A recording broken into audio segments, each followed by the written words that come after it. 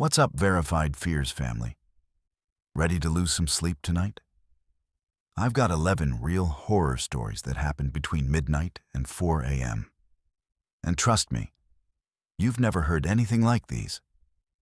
We're talking security cameras catching things they shouldn't, disappearances that make zero sense, and midnight encounters that will make your skin crawl. Each story gets worse than the last, building up to something that's going to stick with you for weeks. I'm not talking about your typical internet horror stories. These actually happen to real people, and some of them are so disturbing that you'll be checking your locks twice tonight. Hit subscribe and smash that notification bell because after tonight, you're going to be obsessed with finding more verified nightmares. Lights off, volume up. Let's dive into the kind of darkness that proves 3 a.m. really is the devil's hour. By story 11, you'll understand why some people are genuinely afraid of the dark. Let's move to our first story. Picture this. You're home alone on a Tuesday night in suburban Minnesota. It's early March, so there's still snow on the ground, and the temperature outside is hovering around 15 degrees. You've just finished watching Netflix, maybe had a late dinner, and you're settling into that comfortable routine of getting ready for bed. The house is quiet, the kind of peaceful silence that makes you feel safe and secure in your own space. Your neighbors are probably asleep, the street is empty, and you're looking forward to a good night's rest. But at exactly 3 a.m., that peace shatters like glass. The person in this story, let's call them Alex, wakes up to the most violent, aggressive pounding they've ever heard. Not knocking, not tapping, pounding. The kind of sound that immediately floods your body with adrenaline because every instinct you have is screaming that something is wrong. This isn't someone trying to wake you up politely or even urgently. This is someone trying to get inside. The pounding is coming from the large picture window in the living room, and it's so loud that Alex can hear it clearly from their bedroom upstairs. Each impact sounds like someone is using their fists, maybe both fists, to hammer against the glass with everything they've got. The rhythm is relentless. Boom, boom, boom, with barely a second between each strike. Alex lies frozen in bed, heart racing, trying to process what's happening. Here's where it gets truly terrifying.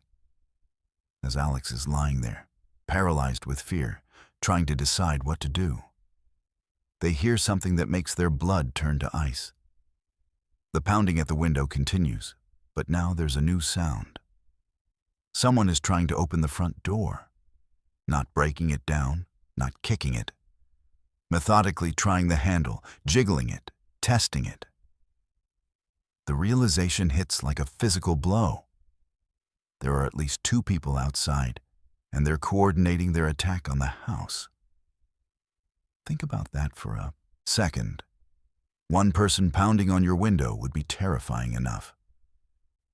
But knowing there are multiple people working together, trying different entry points, that's the stuff of nightmares. And Alex realizes that if they can hear the front door being tested from their bedroom, these people aren't trying to be quiet anymore. They know someone is home, and they don't care if that person knows they're there. The smart thing to do would be to call 911 immediately, right? But here's what's so psychologically brilliant about this situation. Alex is trapped by their own fear and uncertainty. If they move, if they make any noise, the attackers will know exactly where they are in the house. The bedroom is on the 2nd floor, but what if these people have a way to get up there? What if calling for help just makes them more desperate, more violent? Alex's mind is racing through every horrible possibility. So they make a decision that probably saved their life. They stay perfectly still and silent, lying in their bed, listening to every sound. The pounding at the window continues with that same relentless rhythm. Boom, boom, boom. Like a heartbeat, but wrong, violent, full of rage and determination. The front door handle keeps rattling. And then Alex hears something new. Footsteps moving around the house. Heavy boots crunching in the snow, circling the property like predators sizing up their prey. For 40 minutes, this continues. 40 minutes. Let that sink in. Most people can't imagine lying in terror for 40 minutes, listening to strangers try to break into their home, not knowing if the next sound they hear will be glass breaking or a door splintering open. Alex later described it as the longest 40 minutes of their life, and you can understand why. Every second feels like an hour when you're convinced you might not survive the night. But here's what makes this story even more disturbing: the systematic nature of what's happening. These aren't random vandals or drunk people causing trouble. The pounding at the window never stops, maintaining that same aggressive rhythm, while the other person methodically tests every possible entry point. They try the back door. They check windows on the ground floor. They're not just trying to get in. They're learning the house, figuring out its weaknesses, planning their approach. Around 3:40 a.m., Alex hears them talking to each other. Not shouting, not arguing, talking in low voices like they're discussing strategy. The words aren't clear through the walls and windows, but the tone is calm, calculated. These people aren't acting on impulse or rage. They're treating this like a job, like something they've done before. And that's when the true horror of the situation becomes clear. Alex realizes that if these people are this organized, this persistent, this methodical, then they've probably done this before. Maybe they've succeeded before. Maybe other people in other houses haven't been as lucky as Alex, haven't had doors that held, haven't had the self-control to stay silent and wait it out. The pounding finally stops at 3:42 a.m. Just like that, the window goes silent. The footsteps stop crunching in the snow. Alex can't hear anyone testing the doors anymore. But they don't move. They don't get up to look out the windows or check if the coast is clear. Something in their gut tells them to wait, to stay hidden, to trust that instinct that's kept them alive so far. Smart decision. At 3:48 a.m., the pounding starts again. Just for a few seconds this time, like they're testing to see if anyone will react. Then silence again. They're still out there, still watching, still waiting to see if they can trick Alex into revealing themselves. It's not until 4:15 a.m. that Alex finally hears what they've been desperately waiting for. Car engines starting up and driving away. Not one car, but two. Even then, they wait another 30 minutes before getting up, before turning on any lights, before even daring to look out the windows. When Alex finally works up the courage to examine the house, the evidence of what happened is undeniable. The snow around the picture window is completely trampled, packed down by someone who spent nearly an hour pounding on the glass. There are footprints circling the entire house, multiple sets, proving that there were indeed at least two people working together. The front door handle is scratched where it was repeatedly tested, and there are smudge marks on several windows where hands pressed against them, looking for weak points. But here's the detail that still gives Alex nightmares. The handprints on the living room window are too high up, way too high. Either one of these people was exceptionally tall, or they brought something to stand on. Either possibility is terrifying because it shows premeditation. This wasn't a crime of opportunity. This was planned. Alex never found out who those people were or what they wanted. The police took a report, but without any actual break-in or theft, there wasn't much they could investigate. No neighbors saw anything suspicious. No security cameras caught any faces or license plates. The attackers vanished as mysteriously as they appeared, leaving behind only trampled snow and the knowledge that Alex came very close to something terrible that night. The psychological impact was devastating. Alex moved out of that house within 6 months, unable to sleep peacefully in a place where they'd experienced such terror. They installed security systems in their next home, changed their nighttime routines, and still, years later, any unexpected sound after midnight sends them into a panic. This story haunts me because of how real it feels, how detailed and specific the account is, and how it represents one of our deepest fears. The fear that our homes, our safe spaces, aren't as secure as we think they are. The fear that there are people out there who see us as targets, who watch our houses, who know when we're alone and vulnerable.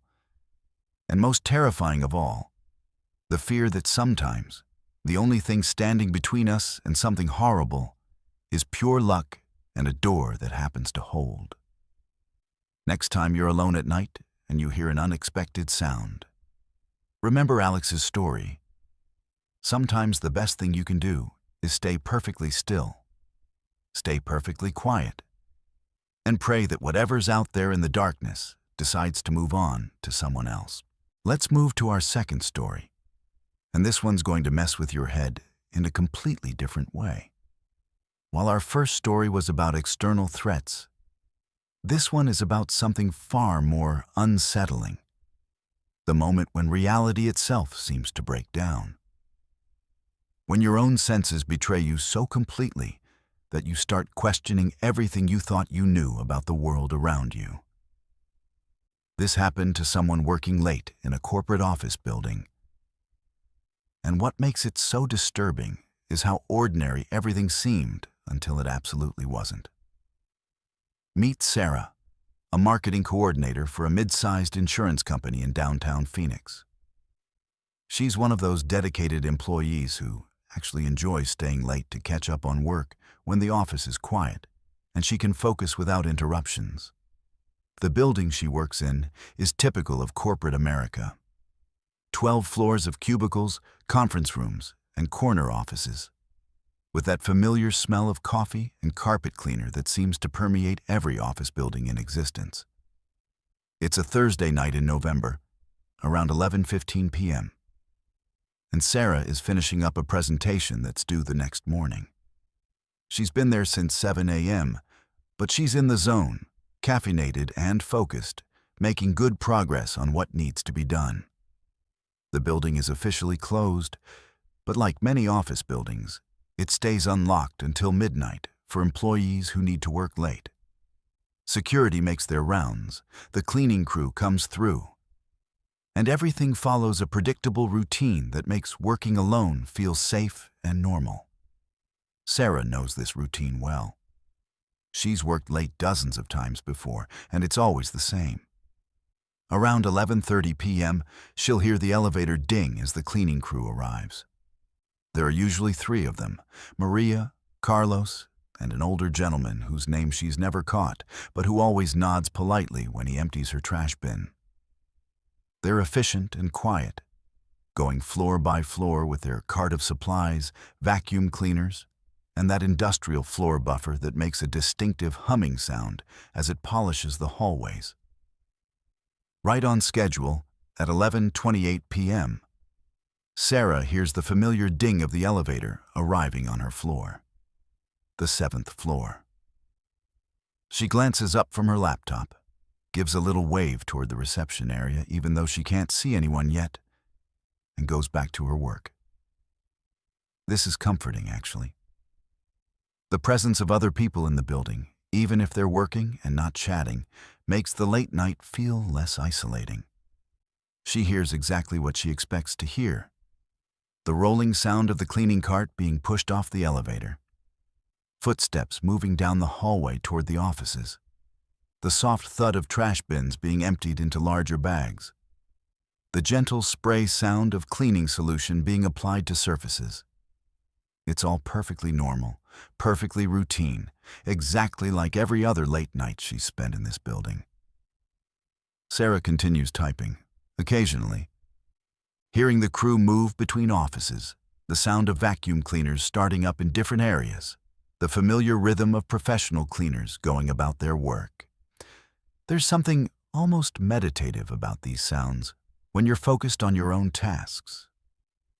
It's like having roommates who respect your space, but whose presence reminds you that you're not completely alone in the world. Around 11:45 p.m., she hears the floor buffer start up. That distinctive electric hum fills the hallway as someone begins polishing the marble floors near the elevators. Sarah smiles to herself, knowing that in about 15 minutes, they'll be done with her floor and move on to the next one. Then she'll have complete quiet to finish her presentation and head home. But as she's working, a thought occurs to her. She realizes she hasn't actually seen any of the cleaning crew tonight. Usually Maria stops by her cubicle to say hello, and Carlos always makes a point of being extra quiet when he's emptying the trash near workstations where people are still working. Tonight, she's heard all the usual sounds, but no one has come by her area yet. Not that unusual, really. Maybe they're saving her section for last, or maybe they're running a different route tonight. At 11:52 p.m., Sarah decides she needs a coffee refill and a quick break from staring at her screen. She saves her work, stretches, and heads toward the break room, which means walking past the main hallway where the cleaning crew should be working. She's looking forward to saying hello, maybe chatting for a minute or two with Maria, who always has funny stories about her teenage kids. But as Sarah rounds the corner into the main hallway, she stops dead in her tracks. The hallway is empty, completely empty. No cleaning cart, no vacuum cleaners, no floor buffer, despite the fact that she can still hear its electric hum echoing through the space. No cleaning supplies, no trash bags, no people, nothing. She stands there for a moment, confused, trying to process what she's seeing versus what she's hearing. The floor buffer is definitely running. She can hear it clearly, that distinctive motorized humming that's impossible to mistake for anything else. But there's no machine anywhere in sight. The sound seems to be coming from everywhere and nowhere at once, filling the hallway but with no visible source. Sarah calls out tentatively, "Hello? Maria? Carlos?" Her voice echoes in the empty space, but there's no response. Just the continuing hum of the floor buffer that isn't there. And now that she's really listening, she realizes she can still hear other cleaning sounds too. The soft spray of cleaning solution, footsteps moving between offices, the rustle of trash bags. All the sounds are still happening. But there's absolutely no one there to make them. Her rational mind immediately starts trying to explain what's happening.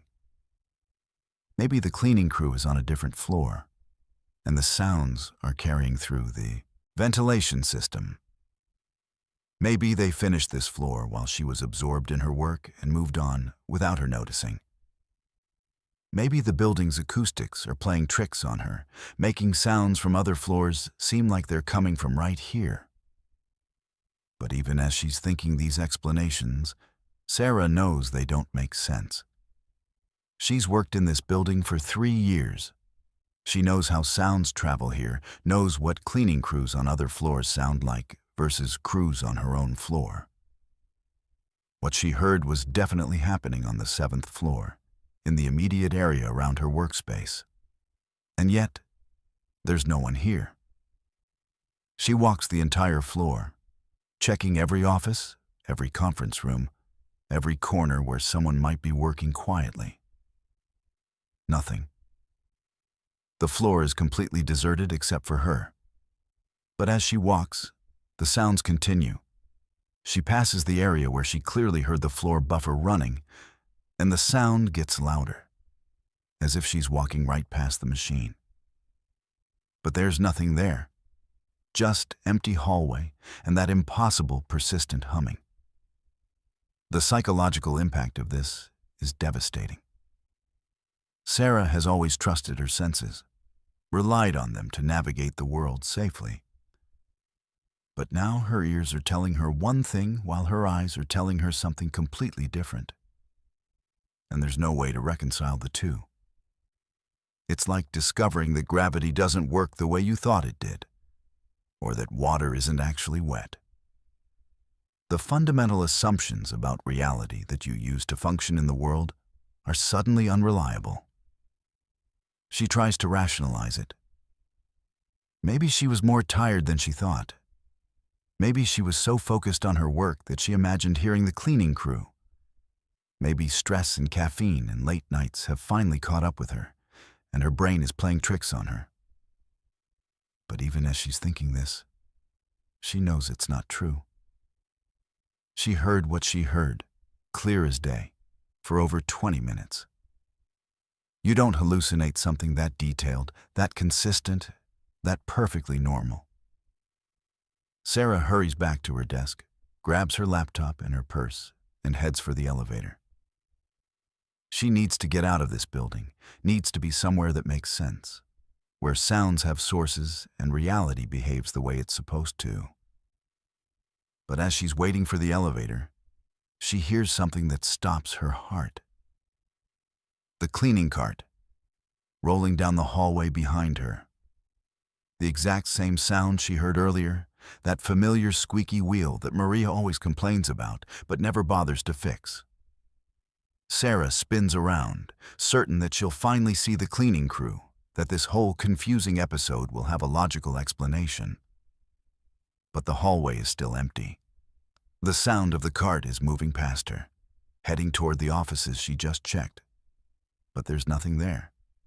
No cart, no person pushing it, no logical source for the sound that's so clear and distinct that she could identify it in a lineup of 100 different squeaky wheels. That's when Sarah realizes something that makes her blood run cold. If she can hear the cleaning cart moving down the hallway, and if there's really no one there to push it, then either she's losing her mind or something impossible is happening in this building. Neither option is comforting. She jabs the elevator button repeatedly, desperate to escape whatever is happening on the 7th floor. When the elevator finally arrives, she practically throws herself inside and hits the button for the ground floor. As the doors close, she can still hear it. The cart rolling down the hallway, the spray bottle, footsteps, all the sounds of people working in a space that she knows is empty. The elevator ride down feels like it takes forever. Sarah is pressed against the back wall, trying to process what just happened, trying to find some explanation that doesn't involve either supernatural activity or her own mental breakdown. But by the time she reaches the ground floor, she's already decided that she's never working late in that building again. The security guard at the front desk looks up as she rushes past. "Leaving early tonight?" he asks cheerfully. "Did the cleaning crew already finish the 7th floor?" Sarah asks, trying to keep her voice steady. The security guard checks his log. "Cleaning crew. They called in sick tonight. Whole team. Building management sent out an email around 6 p.m. No cleaning services tonight due to illness. Didn't you get the message?" Sarah stares at him, feeling the world tilt sideways. No cleaning crew. No one in the building except her and security. No one to make the sounds she heard for nearly half an hour, sounds so clear and familiar that she never questioned them until she saw the empty hallway with her own eyes. She mumbles something about forgetting about the email and rushes out to her car. As she's driving home, Sarah keeps thinking about those sounds. How normal they seemed, how perfectly they matched her expectations, how her brain accepted them without question because they fit the pattern of what usually happened in that building at that time of night. But if there was no cleaning crew, then what was she hearing? And more disturbing still, If her senses could deceive her so completely about something she knew intimately, something she'd experienced dozens of times before, then what else might she be wrong about? What other aspects of reality might not be as solid and reliable as she always assumed? Sarah never worked late in that building again. She never found an explanation for what happened that night. And sometimes, when she's alone in quiet spaces late at night, she finds herself listening very carefully to the sounds around her, wondering if what she's hearing is really there, or if her mind is once again creating a reality that doesn't exist.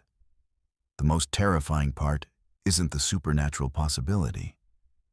It's the realization that our perception of reality is far more fragile than we want to believe. Let's move to our third story. And this one takes us into the sterile, fluorescent-lit corridors of a place where life and death intersect every single day. A hospital during the night shift. If you've ever been in a hospital late at night, you know there's something different about the atmosphere. The usual bustle of day shift activity gives way to an eerie quiet, broken only by the occasional beep of monitors, the soft squeak of nurse shoes on linoleum, and the distant hum of ventilation systems. But sometimes, in these places where so many people have taken their last breath, the line between life and death becomes uncomfortably thin. This story comes from multiple verified accounts from night shift nurses and hospital staff members, all reporting similar incidents that have occurred in hospitals across the country. What makes this particular case so disturbing is how well documented it is, with security footage, computer logs, and multiple witness testimonies all corroborating the same impossible events. Our story takes place at a regional medical center in the Pacific Northwest, a facility that's been serving the community for over 40 years. It's one of those older hospitals that's been renovated multiple times, with additions and modernizations layered on top of the original structure like archaeological strata.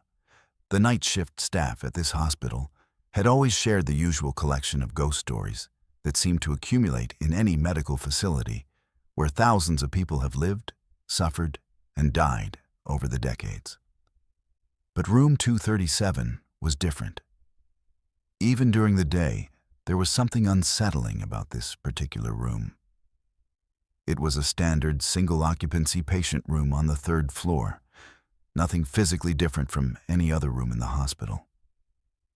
Same beige walls, same fluorescent lighting, same view of the parking lot through a large window. But staff members consistently reported feeling uneasy when entering the room, even when it was empty. Housekeeping would clean it quickly and leave. Nurses would avoid lingering during their rounds. There was just something off about the space that everyone felt, but no one could quite explain. On the night of November 15th, room 237 was occupied by an elderly gentleman named Robert Chen, a 78-year-old retired teacher who had been admitted 3 days earlier with pneumonia. Mr. Chen was a sweet, soft-spoken man who spent his days reading mystery novels and chatting with the nurses about his grandchildren. His condition had been improving steadily, and he was expected to be discharged within a day or two. He was exactly the kind of patient that nurses enjoy caring for, polite, grateful, and optimistic about his recovery. The night shift on November 15th was staffed by 3 nurses: Patricia Williams, a 15-year veteran who had seen everything the hospital could throw at her; Miguel Santos, a newer nurse with about 3 years of experience; and Jennifer Liu, who was relatively new but had quickly earned a reputation for being thorough and reliable. The shift started normally, with the usual handoff from day shift, medication rounds, and routine patient checks. At 10:30 p.m., Patricia checked on Mr. Chen during her regular rounds. He was awake, reading his book with the bedside light on, and they chatted briefly about the mystery novel he was enjoying. He seemed comfortable and in good spirits, mentioning that he was looking forward to going home soon. Patricia noted his vital signs, confirmed that he was comfortable, and moved on to her next patient. Everything was completely normal. At 11:45 p.m., Miguel walked past room 237 and noticed that Mr. Chen's light was still on. This wasn't unusual. Many patients have trouble sleeping in the hospital. But Miguel decided to peek in and see if Mr. Chen needed anything to help him rest. When he opened the door, he found Mr. Chen sleeping peacefully, his book closed on the bedside table, his breathing regular and unlabored. Miguel turned off the bedside light and quietly closed the door, making a mental note that Mr. Chen seemed to be having a comfortable night. At 2:15 a.m., the call light for room 237 went off at the nurse's station. The call light system was standard hospital equipment. When a patient presses the button beside their bed, it activates a light outside their room and sends a signal to the central monitoring station. Jennifer was the closest to the room, so she responded to the call. But when she entered room 237, she found something that made absolutely no sense. Mr. Chen was lying in his bed, completely still, not breathing. He had passed away peacefully in his sleep, probably within the last hour based on the body's temperature and the beginning stages of rigor mortis. There was no sign of distress, no indication that he had suffered or struggled. It appeared to be exactly the kind of peaceful, natural death that families hope for when their loved ones are elderly and ill. But here's what made Jennifer's blood run cold. The call light was still activated. The button beside Mr. Chen's bed was pressed down, the light above his door was blinking, and the signal was actively registering at the nurse's station. A dead man had somehow called for help. Jennifer immediately called for Patricia and Miguel, and within minutes, all three nurses were standing in room 237, staring at the impossible situation. The call button was definitely pressed. They could see the physical depression of the button, and the monitoring system showed an active call from this room. But Mr. Chen had clearly been dead for some time. There was no way he could have pressed that button. Patricia, being the most experienced nurse, immediately began thinking through logical explanations. Maybe the button had stuck in the pressed position from earlier in the evening when Mr. Chen was still alive.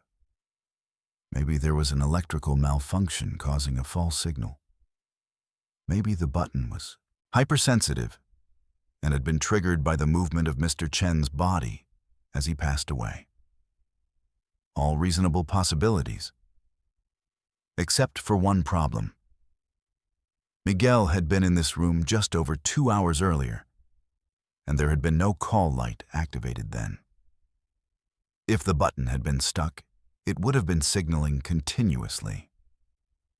While Patricia was checking the equipment and Miguel was examining Mr. Chen to officially confirm the time of death, Jennifer noticed something else disturbing. The room was cold. Not just cool, but genuinely cold, as if the heating system had completely failed. She could see her breath when she exhaled, and the chill seemed to be radiating from the area around Mr. Chen's bed. This was particularly strange because the hospital maintained very strict temperature controls, and the hallway outside the room was perfectly comfortable. But the truly terrifying part was still to come. As the three nurses were discussing what to do next, how to handle the situation and who to notify, the call light turned off. Just like that. The button popped back up to its normal position, the light above the door stopped blinking, and the signal at the nurse's station went silent. None of them had touched the button. They were all standing at least 3 feet away from the bed when it happened. And then, 30 seconds later, it activated again. The button pressed down by itself, the light started blinking, and the call signal registered at the nurse's station. The three nurses watched it happen in real time, with no logical explanation for what they were seeing. A piece of hospital equipment was activating itself in a room with a deceased patient, as if someone invisible was repeatedly calling for help. Patricia immediately contacted security and the night supervisor, trying to maintain her professional composure while reporting what was clearly an impossible situation. When security arrived, they found the call light system functioning normally, except for the fact that it kept activating in a room with a patient who had been dead for hours. The security team tested the equipment, checked for electrical faults, and examined the button mechanism. Everything was working exactly as it should, with no malfunctions or abnormalities detected. Over the next hour, while they waited for the coroner and Mr. Chen's family to be notified, the call light activated 17 more times. Sometimes it would stay on for just a few seconds before turning off by itself. Other times, it would remain active for several minutes. There was no pattern, no rhythm, no logical explanation for the behavior. It was as if someone was desperately trying to get the attention of the nursing staff, pressing the button again and again in increasing frustration. But here's what made the situation even more disturbing. The computer logs showed something that shouldn't have been possible. The hospital's electronic monitoring system, which tracks all patient interactions and equipment usage, recorded each activation of the call light. But according to the computer, the calls were being made by Mr. Chen. The system was logging each button press as a patient request, complete with timestamps and the patient's identification number. From the computer's perspective, Mr. Chen was actively calling for help throughout the night, hours after he had died. Jennifer, who was still relatively new to the hospital, was shaken by what she was witnessing. She had never believed in ghosts or supernatural phenomena, but there was no rational explanation for what was happening in room 237. The equipment was functioning normally. The electrical system was working perfectly, and yet a dead patient was somehow still interacting with the hospital's monitoring systems. Miguel, who came from a family with strong spiritual beliefs, was less surprised by the paranormal activity, but more concerned about what it might mean.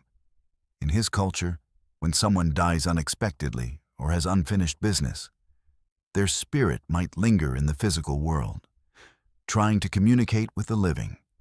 He suggested that perhaps Mr. Chen's spirit was trying to tell them something important, something that needed to be resolved before he could move on.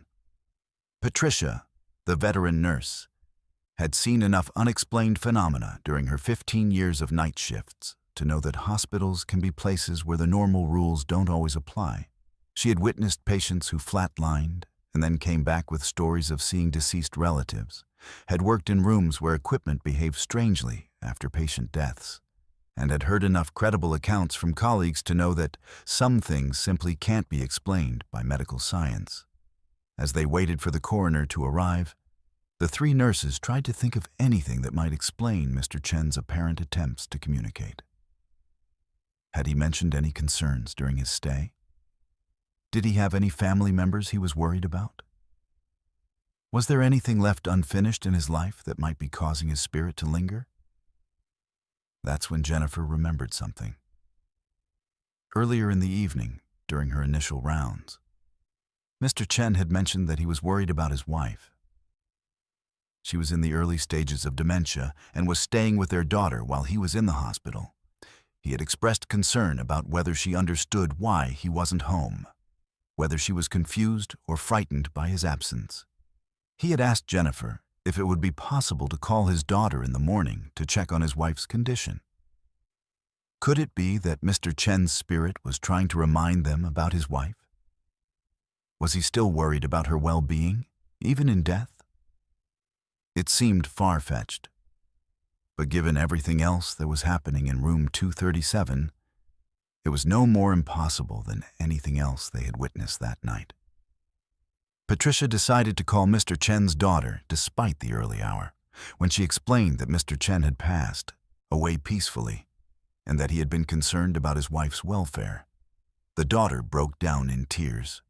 She explained that her mother had indeed been extremely agitated since Mr. Chen went to the hospital, repeatedly asking where he was and becoming increasingly confused and distressed. The daughter had been planning to call the hospital in the morning to discuss possibly bringing her mother to visit, thinking that seeing Mr. Chen might help calm her anxiety. After Patricia's phone call with the daughter, something remarkable happened. The call light in room 237 turned off and stayed off. The room's temperature returned to normal. The oppressive feeling that had been hanging over the space lifted, replaced by a sense of peace and calm. It was as if Mr. Chen's spirit had finally heard what it needed to hear, that his wife would be taken care of, that his daughter understood his concerns, and that his family knew how much he loved them.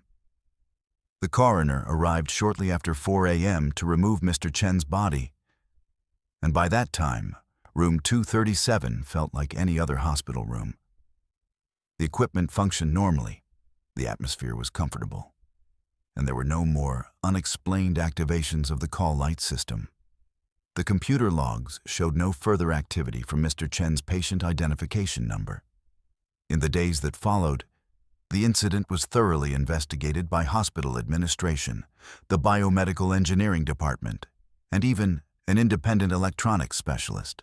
No explanation was ever found for the call light activations or the computer logs showing continued patient activity after Mr. Chen's death. The equipment was tested extensively and found to be in perfect working order. The electrical systems showed no faults or irregularities. From a technical standpoint, what happened in room 237 that night was impossible. But for Patricia, Miguel, and Jennifer, the experience changed their understanding of what it means to be a healthcare provider. They realized that caring for patients doesn't always end with death, that sometimes the spirits of those who have passed need the same compassion and attention that living patients require. They learned that hospitals, with their intense emotions and life-changing events, can be places where the boundary between life and death becomes blurred. The story of room 237 spread quickly through the hospital staff, becoming part of the institution's folklore. But unlike typical ghost stories, this one was documented with security footage, computer logs, and multiple professional witnesses. It became a reminder that in places where life and death intersect daily, sometimes the impossible becomes possible, and sometimes those who have passed on still need our help.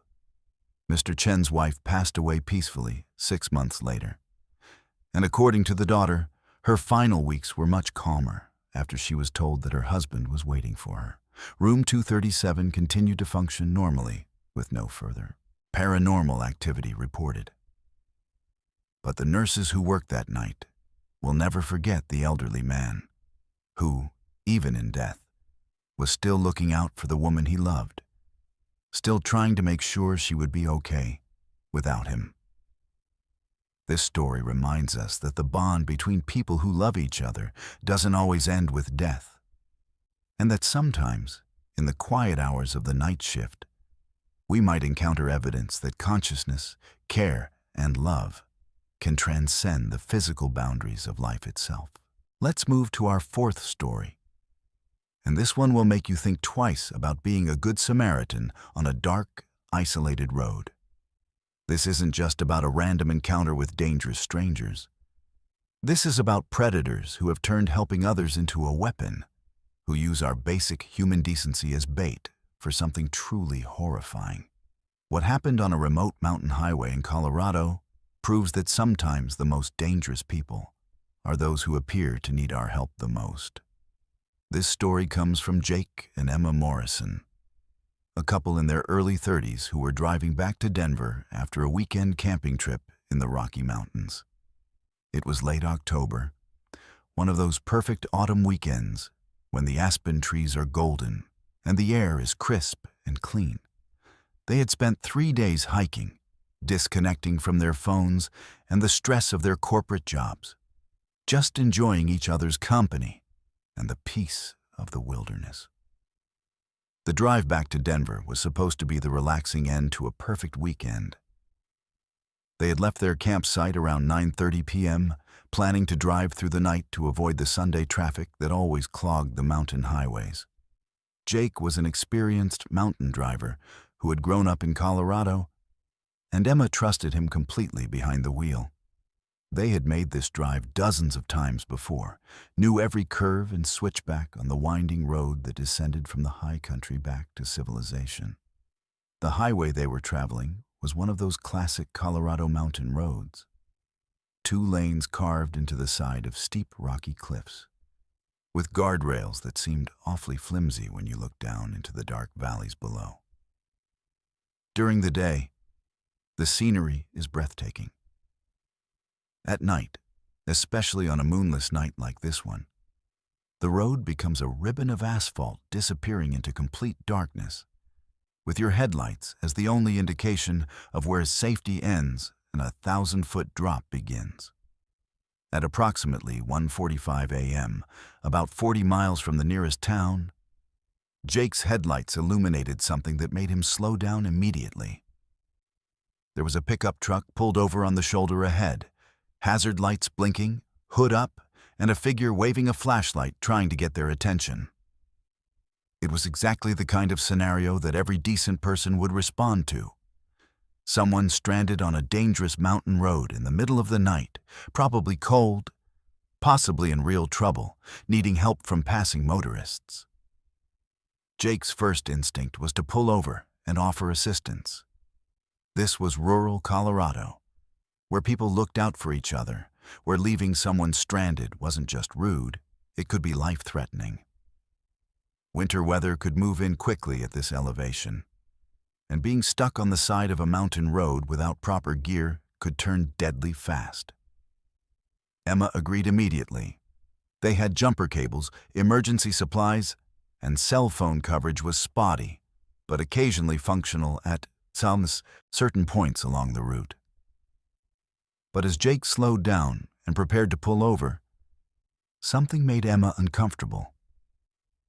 She couldn't put her finger on it at first, just a nagging feeling that something wasn't quite right about what they were seeing. The person with the flashlight was waving it very aggressively, almost frantically, which seemed odd for someone who was simply trying to flag down help. Most people in genuine distress wave for help in a more controlled way, grateful for any assistance. This felt different, more desperate, more urgent in a way that didn't match the relatively calm situation of a broken-down vehicle. Jake pulled their SUV over about 30 feet behind the pickup truck, leaving enough space to pull back into traffic if needed. He left the engine running and put on their hazard lights, then got out to walk over and see what kind of help the stranded motorist needed. Emma stayed in the passenger seat, but rolled down her window so she could hear the conversation. The person with the flashlight turned out to be a man in his 40s, wearing work clothes and a baseball cap. He seemed agitated and spoke very quickly, explaining that his truck had overheated and died completely. He needed a ride to the nearest town to get help, or at least someone to try jump-starting his battery, though he admitted he wasn't sure if that would solve the problem since the engine had been making strange noises before it quit. Jake walked over to look at the truck's engine while the man held his flashlight. But as he got closer to the vehicle, Jake noticed something that made his survival instincts kick in immediately. The truck's engine was completely cold.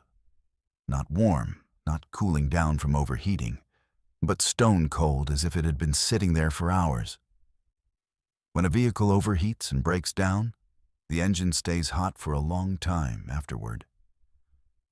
Hot enough that you can feel the heat radiating from it. Hot enough that touching metal parts would burn your hand. More disturbing still, Jake could see that the truck's keys were still in the ignition, and when he glanced through the driver's side window, He could see that the fuel gauge showed a full tank. The truck's battery connections were clean and tight, showing no signs of corrosion or electrical problems. Everything about this vehicle suggested that it was in perfect working order, not broken down at all. Jake's mind started racing. If this truck wasn't actually broken down, then why was this man trying to flag down passing cars in the middle of the night on an isolated mountain road? The most obvious answer was the one Jake didn't want to think about. This was some kind of setup. A trap designed to get good Samaritans to stop and make themselves vulnerable to whatever this man and possibly his associates had planned. Trying to keep his voice casual and friendly, Jake told the man that he didn't have jumper cables that would work with the truck's battery configuration, but that he would be happy to call for roadside assistance when he got cell phone coverage in a few miles. The man's reaction to this suggestion was immediate and telling. Instead of gratitude or relief, he became more agitated, more insistent that Jake needed to give him a ride right now, that calling for help later wouldn't work, that he was in serious trouble and needed immediate assistance. Jake began backing away from the truck, maintaining eye contact with the man, but putting distance between them. That's when he saw something that made his blood freeze. Another figure moving in the darkness behind the trees on the far side of the road. Someone else was out there. Someone who hadn't made themselves known. Someone who was positioning themselves in the shadows while the first man kept Jake distracted. Jake turned and walked quickly back to his SUV, calling out to Emma to stay in the car and be ready to leave immediately. The man with the flashlight followed him, becoming increasingly agitated and demanding, insisting that Jake couldn't just leave him stranded, that it wasn't right to abandon someone who needed help. But Jake had seen enough. The cold engine, the full fuel tank, the person hiding in the woods, the aggressive desperation. None of it added up to a legitimate breakdown situation. Jake got back into the driver's seat, put the SUV in drive, and pulled away from the shoulder back onto the highway. In his rearview mirror, he could see the man with the flashlight standing in the road, no longer waving for help, but just watching them drive away. Even more disturbing, Jake could see another figure emerging from the woods and walking over to join the first man. There had definitely been at least two people involved in whatever was happening back there. Emma was shaken by the encounter, but they both agreed that Jake had made the right decision. Something about the whole situation had felt wrong from the beginning, and the evidence they had observed, the cold engine, the hidden accomplice, the aggressive behavior, all supported their decision to trust their instincts and get out of there. They drove for about 10 minutes, putting several miles between themselves and the fake breakdown, when Jake noticed headlights in his rearview mirror. A single vehicle was behind them, matching their speed, maintaining the same distance even as Jake varied his driving speed. On a road like this, at nearly 2 a.m., it was unusual to have another vehicle traveling in the same direction at the same pace for an extended period. Jake decided to test whether they were being followed. He slowed down to about 15 miles per hour below the speed limit, the kind of cautious pace that would normally prompt other drivers to pass on the straight stretches. But the vehicle behind them slowed down as well, maintaining that same following distance. When Jake sped up, the other vehicle sped up. When he slowed down for the curves, they slowed down. There was no question about it. They were being followed. Emma turned around to try to get a better look at the vehicle behind them, and what she saw made her panic. It was the same pickup truck from the breakdown scene. The truck that was supposedly broken down, that needed help, that had a cold engine and full fuel tank, was now following them down the mountain highway at 2 a.m. The stranded motorist, who had been so desperate for help, had somehow gotten his perfectly functional truck running and decided to pursue the people who had refused to assist him. Jake floored the accelerator, pushing his SUV to speeds that were probably dangerous on the winding mountain road, but not as dangerous as whatever these people had planned for them. The pickup truck immediately matched his speed, staying right behind them, sometimes getting close enough that Emma could see the silhouettes of two people in the cab, confirming that there had indeed been at least two men involved in the fake breakdown scheme. The chase continued for over 20 miles of twisting mountain highway. Jake was an experienced driver who knew this road well, but the pickup truck stayed with them through every curve, every straightaway, every dangerous section where one mistake would send both vehicles plummeting into the valley below. Whoever was driving that truck was either very skilled or very desperate, willing to risk their own lives to continue pursuing Jake and Emma. The psychological terror of being chased by strangers on an isolated road is difficult to describe. Jake and Emma had no idea what these people wanted, what they would do if they managed to catch up, or how far they would go to achieve whatever their goal was. The fake breakdown suggested planning and premeditation. These weren't random criminals acting on impulse, but people who had developed a system for targeting travelers on this remote highway. Emma tried calling 911, but as expected, there was no cell phone coverage in this remote area. They were completely on their own, racing down a dangerous mountain road with no way to call for help and no idea where the nearest town or police station might be.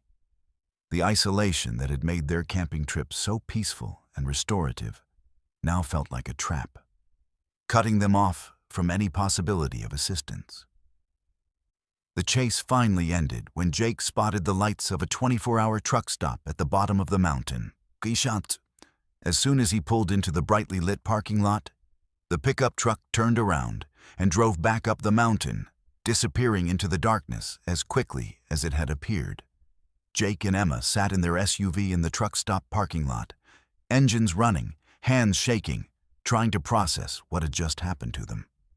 They called the police from the truck stop and filed a report, but without license plate numbers or clear descriptions of the men involved, there wasn't much the authorities could do.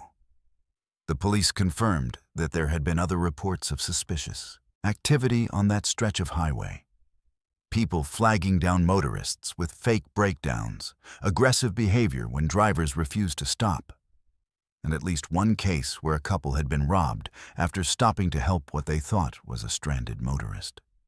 Jake and Emma never found out what would have happened if they had stayed to help the fake breakdown, if they had given the man a ride, or if they had been caught during the chase. But the experience changed how they think about helping strangers, especially in isolated areas late at night. They learned that predators can disguise themselves as victims, that our natural inclination to help others can be used against us, and that sometimes the most dangerous people are those who appear to be in the most need. The incident report became part of a pattern that law enforcement was beginning to recognize.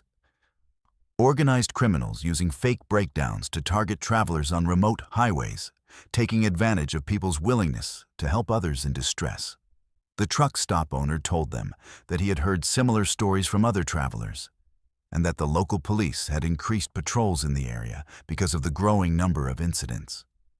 What makes this story so disturbing isn't just the immediate danger that Jake and Emma faced, but the realization that their basic human decency, their willingness to help someone in trouble, had been weaponized against them. The fake breakdown scheme works specifically because it targets good people. People who care about others. People who would normally never hesitate to help a stranger in distress. Jake and Emma still go camping in the mountains, still enjoy the peace and beauty of Colorado's wilderness. But they've learned to trust their instincts, to look for the details that don't add up, and to remember that sometimes the safest thing you can do for a stranger in trouble is to drive to safety and call for professional help rather than stopping to assist personally. The next time you're driving alone late at night and you see someone who appears to need help, remember Jake and Emma's story. Look for the details. Is the engine actually hot? Are there signs of a genuine breakdown? Is there anyone else lurking in the shadows? Sometimes the most dangerous people are those who seem to need our help the most. And sometimes the kindest thing we can do is to stay safe and call for professional assistance, rather than making ourselves vulnerable to those who would exploit our compassion. Let's move to our fifth story. And this one will make you look at your smart devices in a completely different way. We live in an age where technology has become so integrated into our daily lives that we barely notice it anymore, until it does something that shouldn't be possible. Something that defies everything we thought we knew about how these devices work. This story takes place in the quiet suburbs of New Mexico, in a home where a piece of technology became the difference between life and death during the most terrifying night of a woman's life. Meet Linda Vasquez, a 34-year-old elementary school teacher who lived with her 6-year-old daughter Sophia in a modest 2-bedroom house in the foothills outside Albuquerque. Linda was the kind of person who embraced technology but wasn't obsessed with it. She had an Amazon Echo in her living room, primarily for playing music while she graded papers and for helping Sophia with homework questions. It was a normal part of their household routine. Nothing more exciting than asking for weather updates or setting timers while cooking dinner. Linda had been dating Eduardo Barros for about 8 months, and what started as a promising relationship had gradually become something darker and more controlling. Eduardo was charming and attentive in public, but behind closed doors, he had begun showing signs of possessiveness and anger that made Linda increasingly uncomfortable. There had been a few arguments that escalated beyond normal disagreements, moments when Linda felt genuinely afraid of what Eduardo might do if pushed too far. On the night of July 2nd, Linda had reluctantly agreed to let Eduardo come over for dinner, hoping that spending time with Sophia might help him remember the gentle, caring side of himself that she had fallen in love with. Sophia was already in bed by the time Eduardo arrived around 8:30 p.m., and Linda had prepared a nice meal, thinking that a quiet evening at home might help them reconnect and work through some of their relationship issues. But Eduardo arrived in a strange mood, agitated and suspicious in a way that immediately put Linda on edge. He had been drinking before he came over, not heavily, but enough that his usual charm was replaced by an aggressive intensity that made Linda regret inviting him. They had barely finished dinner when Eduardo began accusing Linda of cheating on him, demanding to know where she had been that afternoon when she didn't answer his calls immediately. Linda tried to explain that she had been at a parent-teacher conference and couldn't answer her phone. But Eduardo's paranoia had reached a level where rational explanations only seemed to make him angrier. He began pacing around her living room, his voice getting louder and more threatening, demanding that she prove her loyalty by cutting off contact with her male colleagues at work, by sharing her phone passwords, by agreeing to move in with him where he could keep better track of her activities. The situation escalated quickly from verbal intimidation to physical threats. Eduardo grabbed Linda's phone and began scrolling through her messages, looking for evidence of the infidelity he was convinced existed. When he found nothing incriminating, instead of being relieved, he became even more agitated, convinced that she had deleted the evidence or was using secret communication methods to hide her affairs. At approximately 11:45 p.m., Eduardo's anger reached a breaking point. He accused Linda of calling the police on him earlier that evening, something she definitely hadn't done. And when she denied it, he became physically violent. Eduardo struck Linda in the face with enough force to split her lip and bruise her cheek, then grabbed a handgun from his jacket pocket and pointed it at her, demanding to know who she had called and what she had told them. Linda was terrified, not just for her own safety, but for Sophia, who was sleeping in the next room and could wake up at any moment to witness something traumatic. Eduardo was beyond reasoning at this point, convinced that Linda had betrayed him in some way and determined to make her pay for imagined crimes. He kept the gun trained on her while demanding answers to questions that had no answers, working himself into an increasingly dangerous state of rage. But here's where the story takes a turn that still confuses investigators and technology experts to this day. As Eduardo was ranting about police and betrayal, he shouted at Linda, "Did you call the sheriff? Did you call them?"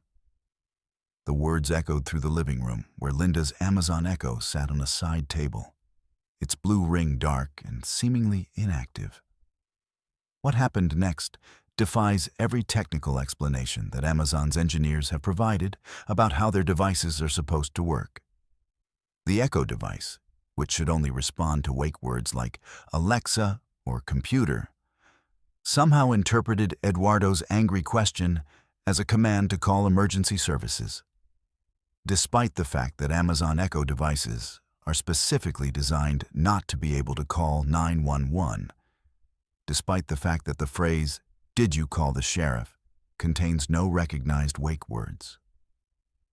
The device apparently activated and placed a call to emergency services. The 911 dispatch center received an open line at 11:52 p.m., with no one speaking directly to the operator, but with clear audio of a domestic disturbance in progress. The dispatcher could hear a man's voice yelling threats, a woman crying and pleading, and the unmistakable sound of violence occurring in the background. The call lasted for several minutes, providing crucial evidence of what was happening in Linda's home and giving emergency responders time to locate the address and dispatch units. But the most chilling part of the 911 recording is what happened when Eduardo realized that somehow, despite his certainty that Linda hadn't made any calls, emergency services were now involved. The dispatcher could hear him screaming at Linda, demanding to know how the police had been called, becoming even more violent when she truthfully insisted that she hadn't contacted anyone. Eduardo knew that police involvement meant his freedom was at risk, and his desperation made him increasingly dangerous. Linda, not understanding how 911 had been called but grateful that help was coming, could be heard on the recording yelling, "Alexa, call 911." Apparently not realizing that a call had already been placed and was still active. This moment was captured clearly on the 911 recording, providing investigators with a crucial piece of evidence about what Linda believed was happening, even if the technical details didn't make sense. Eduardo's response to realizing that law enforcement was involved was to barricade himself and Linda inside the house, threatening to kill her rather than go back to prison. He forced Linda to the floor, kicked her repeatedly, and held the gun to her head while trying to figure out how to escape a situation that was spiraling completely out of his control. The 911 dispatchers stayed on the line, listening to the escalating violence while coordinating with responding officers. When the first police units arrived at Linda's house around 12:15 a.m., they found her outside, having managed to escape while Eduardo was distracted by trying to figure out how the police had been called. She had visible injuries, swelling and bruising on her face, red marks on her body from being kicked and grabbed, and was in a state of shock from the trauma she had just experienced. Eduardo remained barricaded inside the house, apparently convinced that if he could just avoid capture, he could somehow make this whole situation disappear. He spent the next 6 hours in a standoff with police negotiators, during which time investigators were able to piece together what had happened and confirm that an emergency call had indeed originated from the residence, even though no one could explain how. The technical mystery of how the call was placed became a source of intense speculation and investigation. Amazon's engineers insisted that Echo devices cannot and do not have the capability to call 911, that the phrase, "Did you call the sheriff?" contains no wake words that would activate the device. and that even if somehow activated, the calling features only work between Echo devices or the Alexa app, not with external phone services. Some investigators theorize that the Echo might have been connected to a landline phone system through additional hardware. But Linda insisted that she had no such setup and had never configured any calling features on her device. Others suggested that perhaps the device had somehow been hacked or compromised. But security experts found no evidence of unauthorized access or modified software. The most disturbing possibility was that the device had functioned exactly as designed, but that there were capabilities or behaviors that weren't publicly disclosed or fully understood, even by Amazon's own technical teams.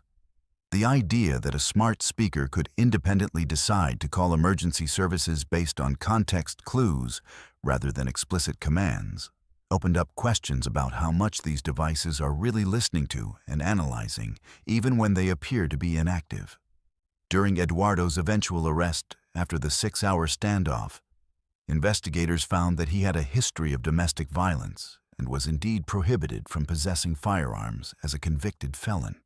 The charges against him included aggravated battery, unlawful possession of a firearm, false imprisonment, and making terrorist threats.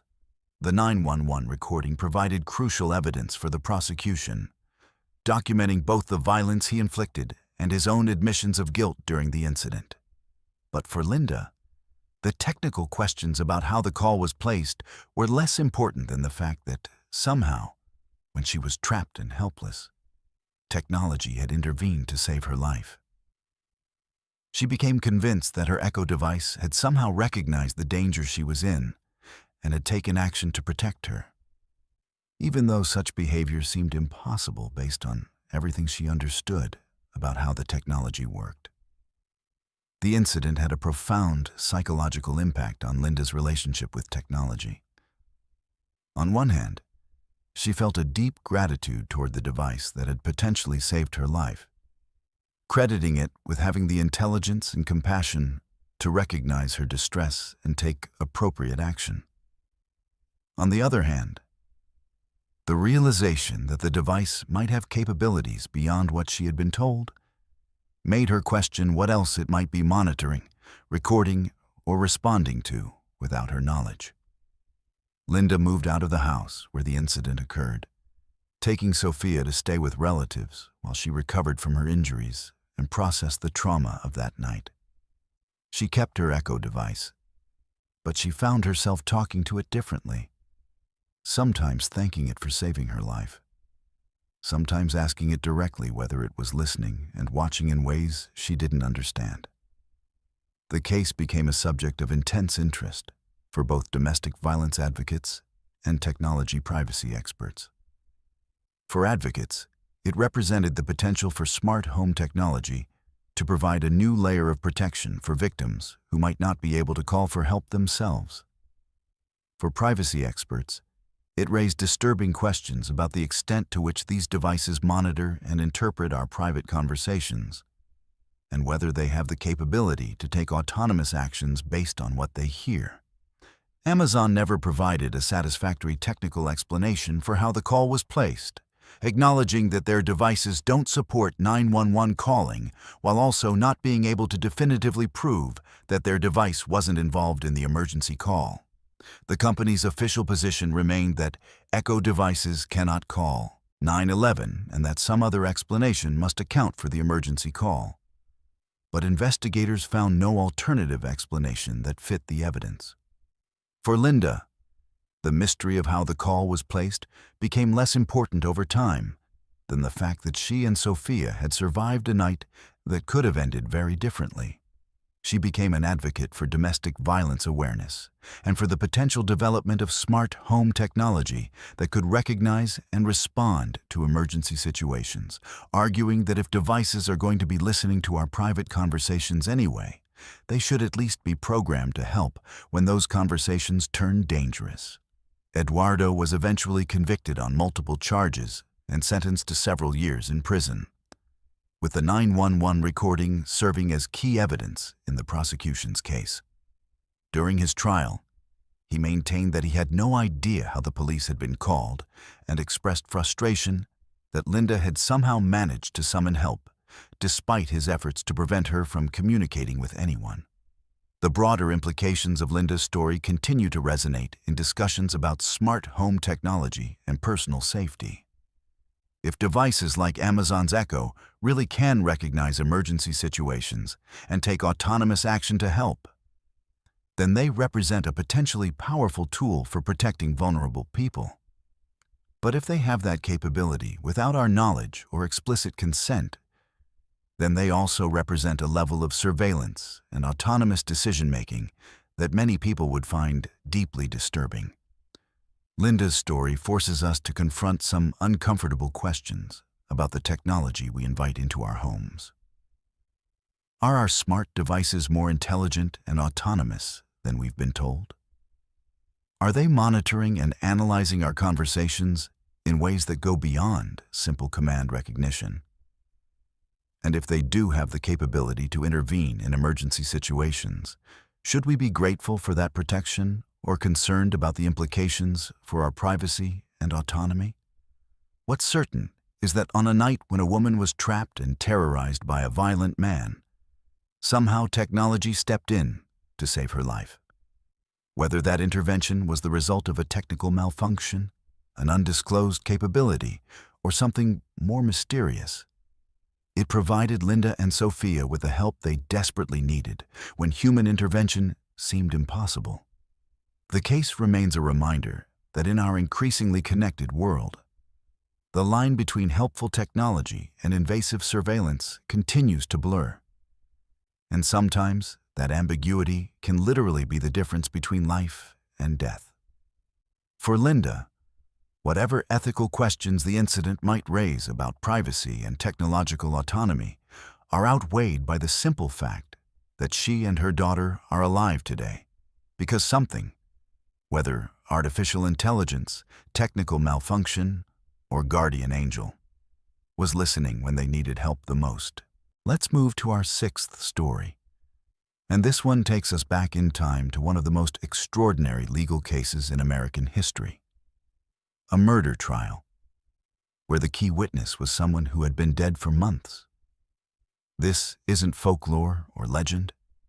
This is documented court history from 1897 in Greenbrier County, West Virginia, where a mother's claims about communications from her deceased daughter's ghost led to a murder investigation, an exhumation, and ultimately a conviction that stands in legal records to this day.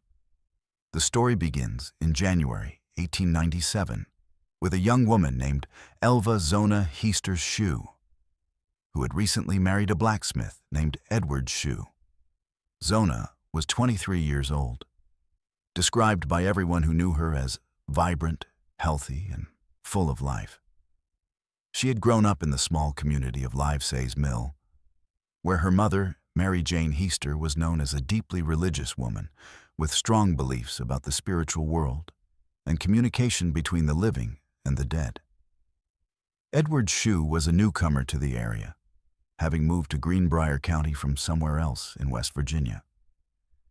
He was a skilled blacksmith who quickly found work and seemed to integrate well into the community.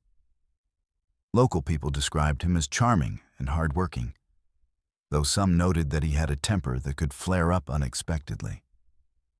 Zona seemed happy in her marriage, or at least that's what people assumed based on her public behavior and the few interactions neighbors had witnessed. On the morning of January 23, 1897, a young boy who worked for the Shues was sent to their house to ask Zona about some errands. When the boy arrived at the house, he found the front door unlocked and Zona lying at the bottom of the staircase, apparently dead. The scene looked like a tragic accident. A young woman who had perhaps tripped while coming down the stairs and struck her head fatally on the wooden steps or the floor below. The boy ran to get help, and soon Edward Shue returned from his blacksmith shop to find his wife's body. His reaction seemed appropriate for a grieving husband. He cradled Zona's body, wept openly, and appeared to be devastated by the sudden loss of his young wife. Neighbors and the local doctor were summoned, and everyone agreed that what they were seeing was a terrible but not uncommon domestic accident. Rural homes in 1897 often had steep, narrow staircases, and fatal falls were a recognized hazard of daily life. Dr. George W. Knapp was the local physician who examined Zona's body, but his examination was necessarily brief and limited by the social conventions of the time. Edward Shue was so distraught that he insisted on dressing his wife's body himself, wrapping her neck in a high collar and veil that he claimed were her favorite clothes, the ones she would want to be buried in. Dr. Knapp noticed that Zona's head seemed to be positioned oddly, as if her neck might be injured. But Edward's emotional state and protective behavior made it difficult to conduct a thorough examination. Based on his limited examination, Dr. Knapp initially attributed Zona's death to everlasting faint, and later changed it to childbirth, though there was no evidence that Zona had been pregnant. The death certificate was signed, funeral arrangements were made, and Zona Heaster Shue was buried in the local cemetery within days of her death. To most of the community, this was a closed matter, a tragic accident that had claimed a young life, leaving behind a grieving widower. But Mary Jane Heaster, Zona's mother, was not satisfied with the official explanation of her daughter's death. Mary Jane had always been skeptical of Edward Shue, feeling that there was something about him that didn't ring true. She had noticed that he seemed to be rushing the funeral arrangements, that he was unusually controlling about how Zona's body was prepared and displayed, and that some of his grief seemed performed rather than genuine. 4 weeks after Zona's burial, Mary Jane Heaster began experiencing what she described as visitations from her daughter's ghost. These weren't vague dreams or feelings, but specific, detailed communications that occurred during the early morning hours when Mary Jane was in that state between sleep and wakefulness. According to Mary Jane's later testimony, Zona's ghost appeared to her on 4 separate nights, each time providing more detailed information about the circumstances of her death. During these supernatural encounters, Zona's ghost told her mother that Edward had killed her in a fit of rage. According to the ghostly testimony, Edward had become violently angry when he came home for dinner and found that Zona hadn't cooked meat for his meal. The argument escalated quickly, and Edward grabbed Zona by the neck and broke it, killing her instantly. The ghost explained that Edward then arranged her body at the bottom of the stairs to make it look like an accidental fall. The most chilling detail that Zona's ghost provided was a demonstration of how her neck had been broken. During one of the visitations, the ghostly figure turned its head completely around, showing Mary Jane the extent of the injury that had killed her. The ghost also told her mother that Edward had been married twice before, and that both of his previous wives had died under suspicious circumstances. Information that Mary Jane had no way of knowing through normal means. Mary Jane Heaster was convinced that her daughter was communicating with her from beyond the grave, providing evidence of her murder that no living person could have known, despite the skepticism she knew she would face. Mary Jane went to the local prosecutor and demanded that her daughter's death be investigated as a murder case.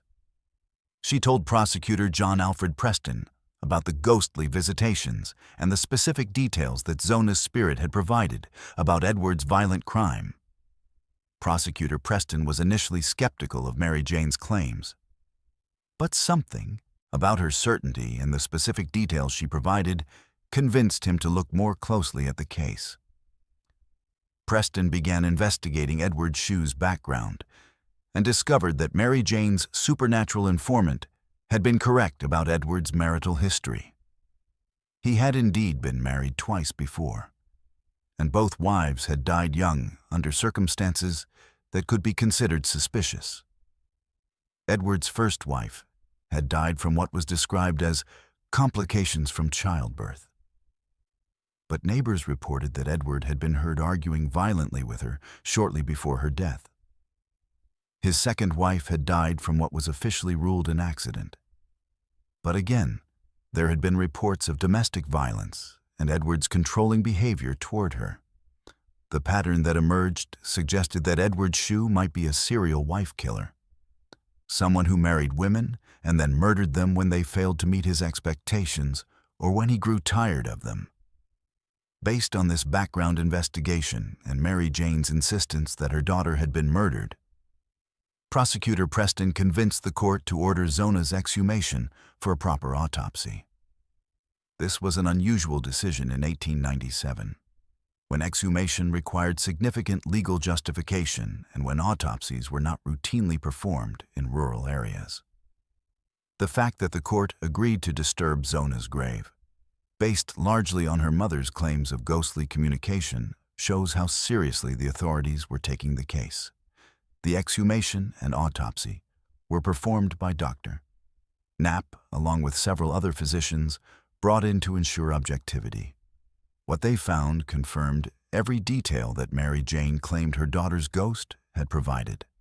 Zona's neck was indeed broken, with her windpipe crushed and her cervical vertebrae dislocated in a way that could only have resulted from manual strangulation or violent twisting.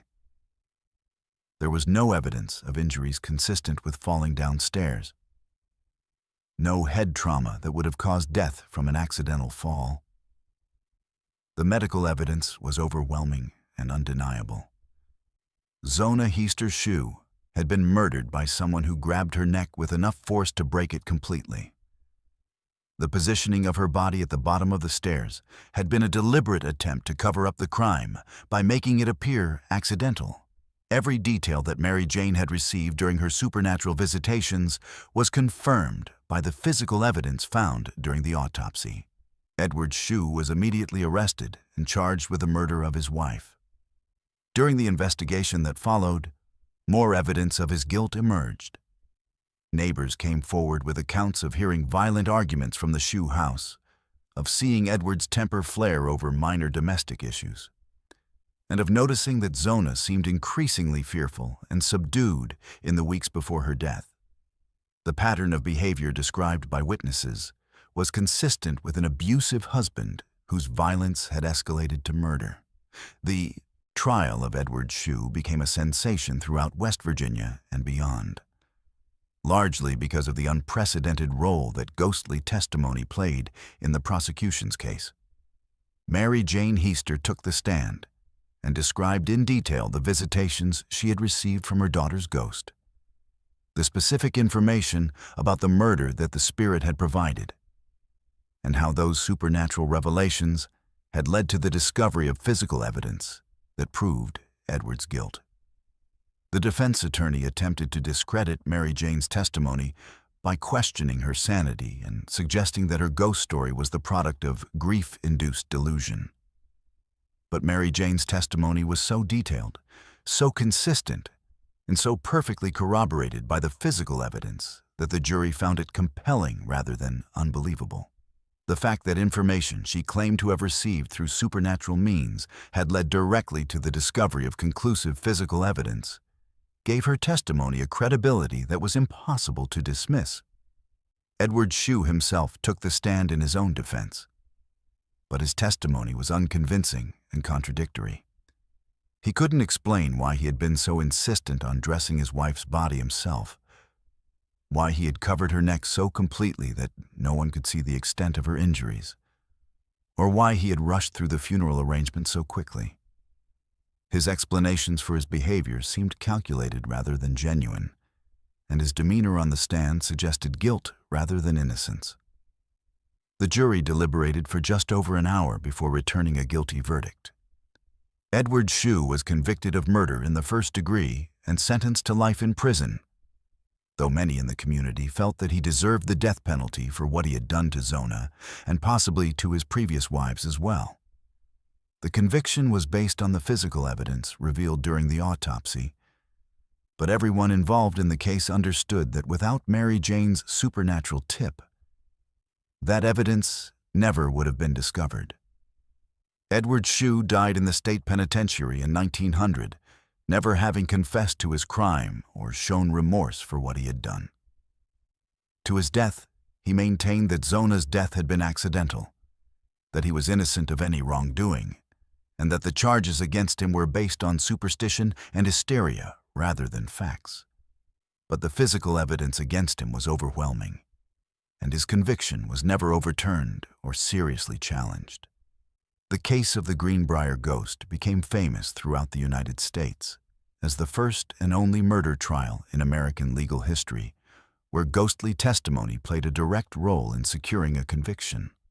Law students and legal historians still study the case today, not because they believe in supernatural communication, but because it demonstrates how unusual sources of information can lead to the discovery of conventional physical evidence that proves guilt beyond reasonable doubt. Mary Jane Heaster lived for many more years after her daughter's killer was brought to justice, and she never wavered in her belief that Zona's ghost had appeared to her to ensure that the truth about her murder would be revealed. She became something of a local celebrity, sought out by people who wanted to hear firsthand about her supernatural experiences. But Mary Jane always maintained that she took no pleasure in her fame, that she would have preferred to have her daughter alive rather than to have received communications from her spirit. The Greenbrier ghost case raises profound questions about the nature of justice, the role of intuition and spiritual beliefs in criminal investigations, and the sometimes mysterious ways that truth emerges even in the most carefully concealed crimes. Whether you believe that Mary Jane Heaster really communicated with her daughter's ghost, or that she used her intuition and observations to piece together the truth about Edward's guilt, the fact remains that her supernatural claims led directly to the discovery of evidence that revealed a murderer and brought him to justice. The historical record of this case is extensive and well documented, preserved in court transcripts, newspaper accounts, and legal histories that confirm every detail of what happened in Greenbrier County in 1897. The case stands as proof that sometimes the most extraordinary claims can lead to the most concrete results, and that the truth about violent crimes has a way of surfacing even when powerful people try to bury it along with their victims. Today, Zona Heaster Shue's grave bears a historical marker commemorating her as the only known ghost to testify in a murder trial. And the Greenbrier ghost remains one of West Virginia's most famous historical cases. But beyond its supernatural elements, the case represents a victory for justice, a mother's determination to find the truth about her daughter's death, and the power of persistence in the face of official indifference to domestic violence. The midnight hours when Mary Jane claimed to receive her daughter's ghostly visitations remind us that some communications transcend the boundaries between life and death, that some truths are too important to remain buried, and that sometimes the dead really can speak for themselves when the living world fails to hear their cries for justice. Let's move to our seventh story. And this one will make you question everything you thought you knew about the difference between childhood imagination and terrifying reality. This is about a moment when what seemed like a child's nightmare turned out to be something far more sinister, something that no 8-year-old should have witnessed, and something that would haunt a family for decades to come. What makes this story particularly disturbing is how a child's innocent account of what they saw was initially dismissed as imagination, only for the adults to discover that sometimes children see things exactly as they are, even when we don't want to believe them. This story takes place in a small suburban neighborhood in Michigan during the late 1980s, the kind of quiet residential area where people knew their neighbors and children played outside until the streetlights came on. The Hendricks family had lived in their modest 2-story house for about 5 years, and their 8-year-old son Tommy was the kind of curious, energetic kid who had trouble staying in bed once he was supposed to be asleep. Tommy was a night owl by nature. often lying awake, listening to the sounds of the house settling, watching shadows move across his bedroom walls, and occasionally sneaking downstairs to get a drink of water or peek out the windows to see what the neighborhood looked like in the dark. On the night of September 23rd, 1987, Tommy was having one of his typical nights of restless energy. His parents, Bill and Carol Hendricks, had put him to bed around 8:30 p.m. But by 10 p.m., he was wide awake, staring at the ceiling and listening to the sounds of his parents watching television downstairs. Tommy had always been fascinated by the way his house felt different at night, how familiar rooms took on new shapes and shadows, how ordinary objects became mysterious and interesting in the darkness. Around 2:30 a.m., Tommy decided to get out of bed and look out his bedroom window, which faced the front yard and the street beyond. This was a ritual of his, a way of satisfying his curiosity about what happened in his neighborhood after everyone went to sleep. Usually, he would see empty streets, the occasional car driving past, maybe a neighbor's cat prowling through the shadows. It was peaceful and slightly exciting, like having a secret view of a world that adults didn't usually pay attention to. But on this particular night, as Tommy pressed his face against the cool glass of his bedroom window, he saw something that made his heart stop. There was a woman sitting on their front porch swing, rocking slowly back and forth in the gentle rhythm that the swing always made when someone was using it. At first, Tommy felt a moment of confusion rather than fear. Maybe his mother had gone outside for some reason, or maybe one of their neighbors was sitting on their porch for some late-night reason that 8-year-old Tommy couldn't understand. But as Tommy's eyes adjusted to the darkness and he focused more carefully on the figure on the porch swing, he realized that something was terribly wrong with what he was seeing. The woman was wearing a white dress or nightgown that seemed to glow softly in the moonlight, making her visible even in the shadows of the covered porch. Her long hair hung down around her shoulders, and she was sitting very still except for the gentle rocking motion of the swing. What made Tommy's blood run cold was the dark staining that covered the front of the woman's white dress. Even in the dim light, even from his second-floor bedroom window, Tommy could see that the woman was covered in what looked like blood. The dark stains spread across her chest, her arms, her lap, as if she had been injured or had been involved in something violent. The contrast between the white fabric and the dark stains was stark and unmistakable, even to an 8-year-old who had never seen anything like it before. The woman's face was turned slightly away from the house, looking out toward the street, but Tommy could see enough of her profile to know that she wasn't anyone he recognized. She wasn't his mother, wasn't any of the neighbors he knew, wasn't anyone who had any reason to be sitting on their porch at 2:30 in the morning. She was a complete stranger, covered in blood, sitting on his family's porch swing as if she belonged there. Tommy stood at his bedroom window for what felt like hours, but was probably only a few minutes, trying to process what he was seeing and trying to decide what to do about it. Part of him wanted to run to his parents' bedroom immediately and wake them up. But another part of him was frozen in place by a combination of fear and fascination. The woman seemed peaceful despite the blood on her dress, rocking gently and looking out at the street as if she was waiting for something or someone. Finally, Tommy's need for adult help overcame his paralysis, and he ran down the hallway to his parents' bedroom. Bill Hendricks was a deep sleeper, but Tommy's frantic shaking and whispered urgency eventually woke him up. Tommy tried to explain what he had seen, the woman in white, the blood on her dress, the fact that she was sitting on their porch swing right now. But his words came out in a jumbled, excited rush that was hard for his sleepy father to understand. Bill's initial reaction was exactly what you would expect from a practical, rational adult. He assumed that Tommy had been having a nightmare, or that he had seen shadows and ordinary objects. and had let his imagination turn them into something scary. Bill knew that 8-year-old boys were prone to seeing monsters and ghosts in perfectly innocent nighttime scenes. And he figured that a few minutes of gentle reassurance would calm Tommy down and get him back to sleep. But Tommy was insistent in the way that only children can be when they know they've seen something real.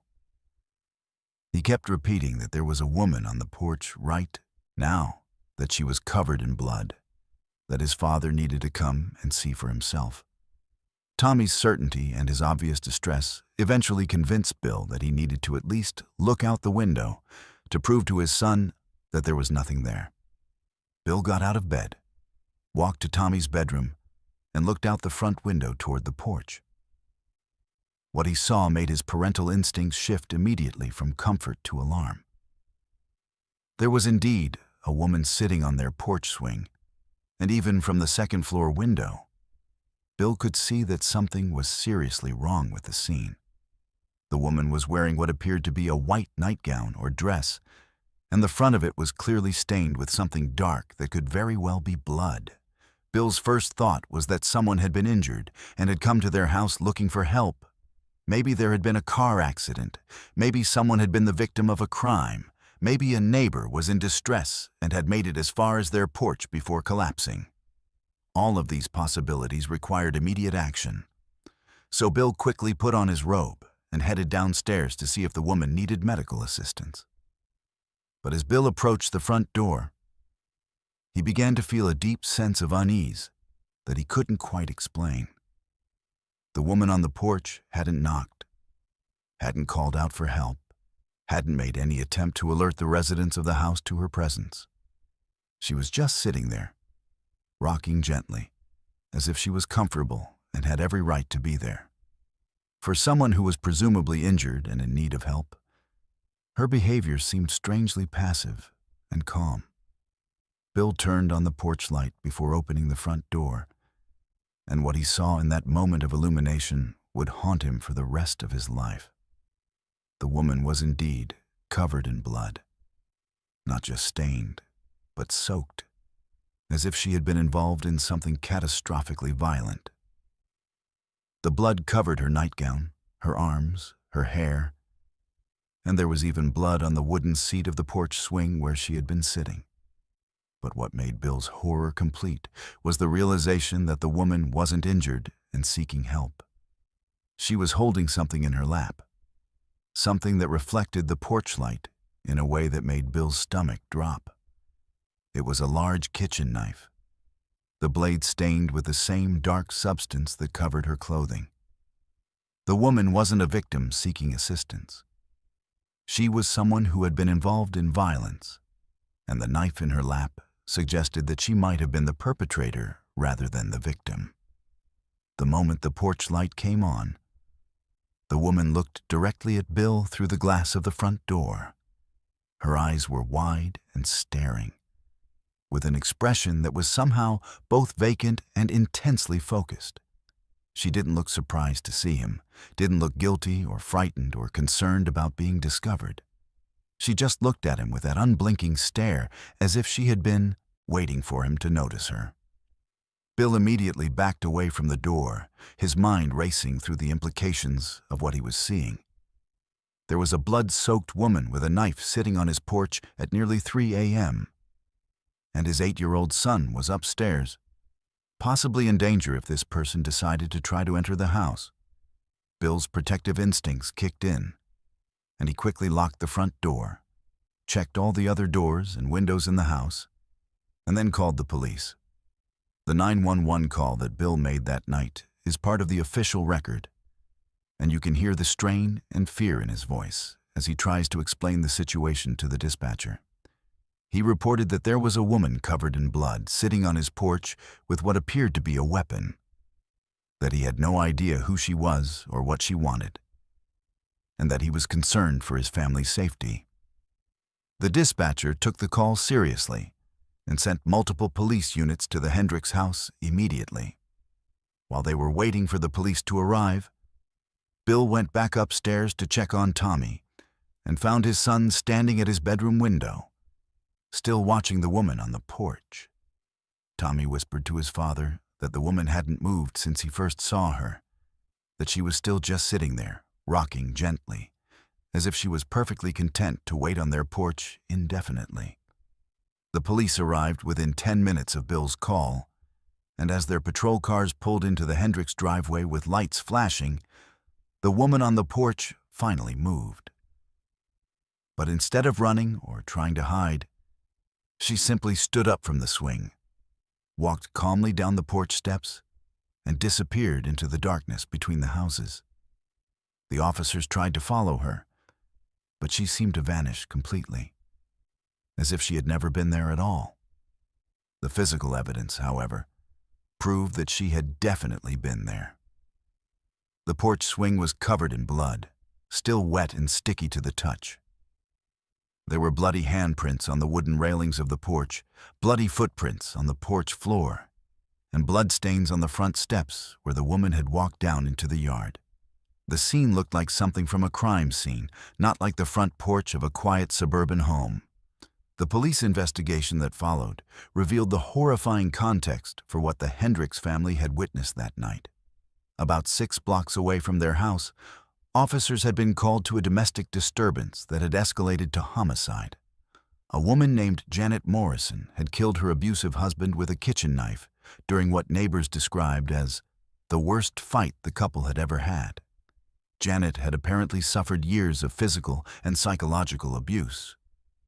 And on the night of September 23rd, something had finally snapped. After killing her husband, Janet had left the scene of the crime, still wearing her blood-soaked nightgown and still carrying the murder weapon. The police had been searching for her for hours, following a trail of blood drops and witness reports of a woman in white wandering through the neighborhood. What they couldn't understand was how Janet had ended up at the Hendricks house, which was several blocks away from her own home, and in a direction that didn't make sense if she was trying to escape or find help. The Hendricks family had never met Janet Morrison, had never had any contact with her or her family, and couldn't think of any reason why she would have chosen their porch as a place to rest during her flight from the scene of the crime. It was as if she had been drawn there by something beyond rational explanation, as if their porch swing had provided her with some kind of temporary sanctuary or refuge that she couldn't find anywhere else.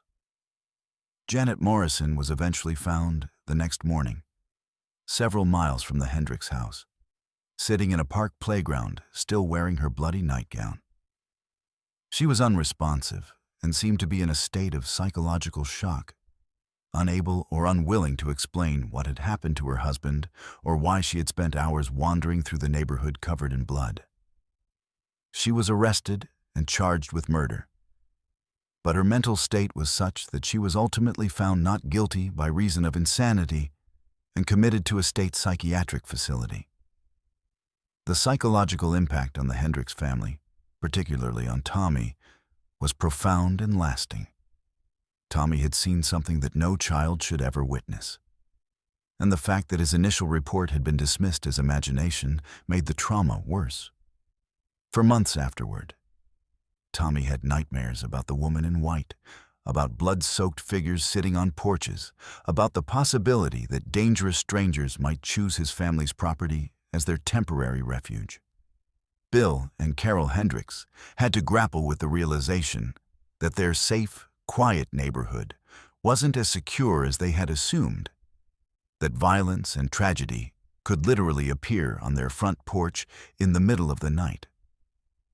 They installed better locks, improved their home security, and found themselves checking the porch before going to bed each night, just to make sure no uninvited visitors had chosen their swing as a resting place. The case became part of local law enforcement training, used as an example of how domestic violence can spill over into the broader community in unexpected ways. The fact that Janet Morrison had been found peacefully sitting on a stranger's porch, apparently comfortable and undisturbed, raised questions about the psychological effects of extreme trauma and how people in crisis might seek out places that feel safe or significant to them. for reasons that observers can't understand. For Tommy, now an adult with children of his own, the experience fundamentally changed his understanding of the difference between imagination and reality. He learned that children sometimes see things exactly as they are, even when adults prefer to believe that what they're reporting is fantasy. He learned that the world contains genuine dangers and real tragedies that can appear without warning in the most ordinary settings. The woman in white on the porch became a defining memory for the Hendricks family.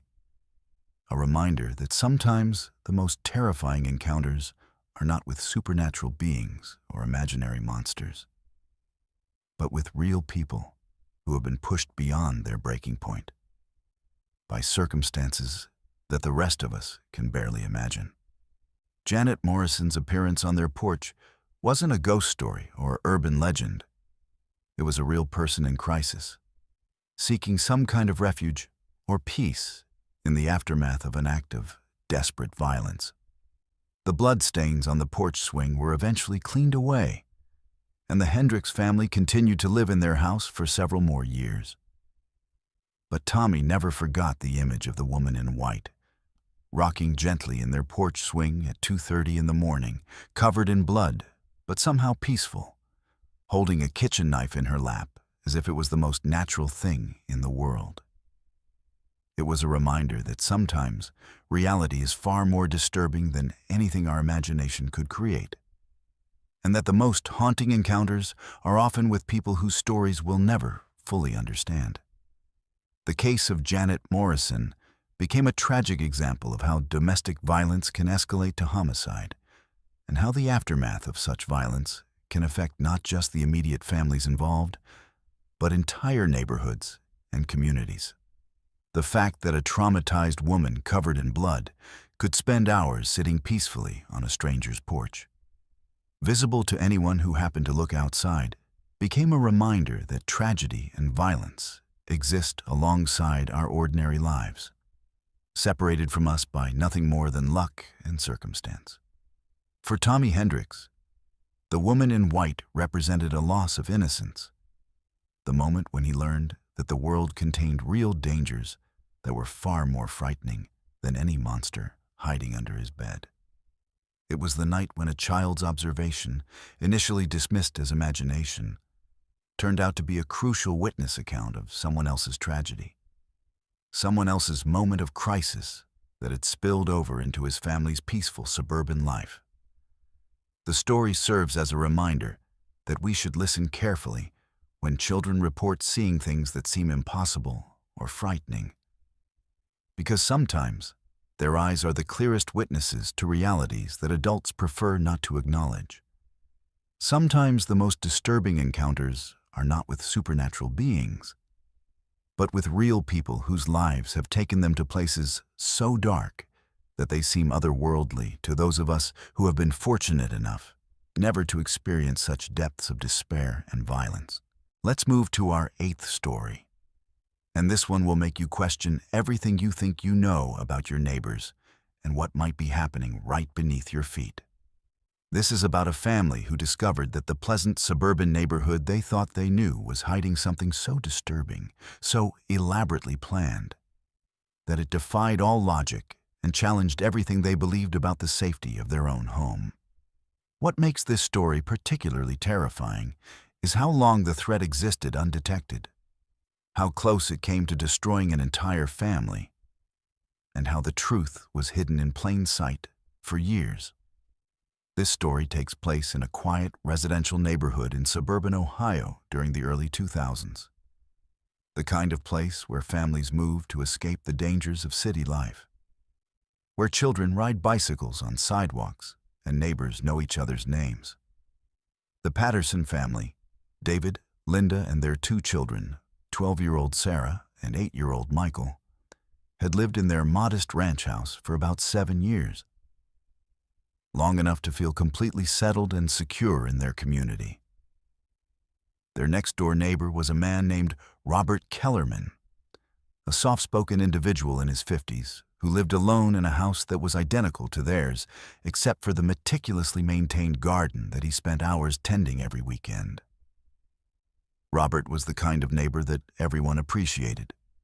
Quiet, helpful when needed, and respectful of property boundaries. He would wave from his garden when the Patterson children played in their backyard, occasionally help David with minor home repairs, and seemed to be exactly the type of stable, harmless neighbor that families hope for when they move to suburban communities. The first sign that something was wrong came in the form of strange sounds that Linda Patterson began hearing late at night.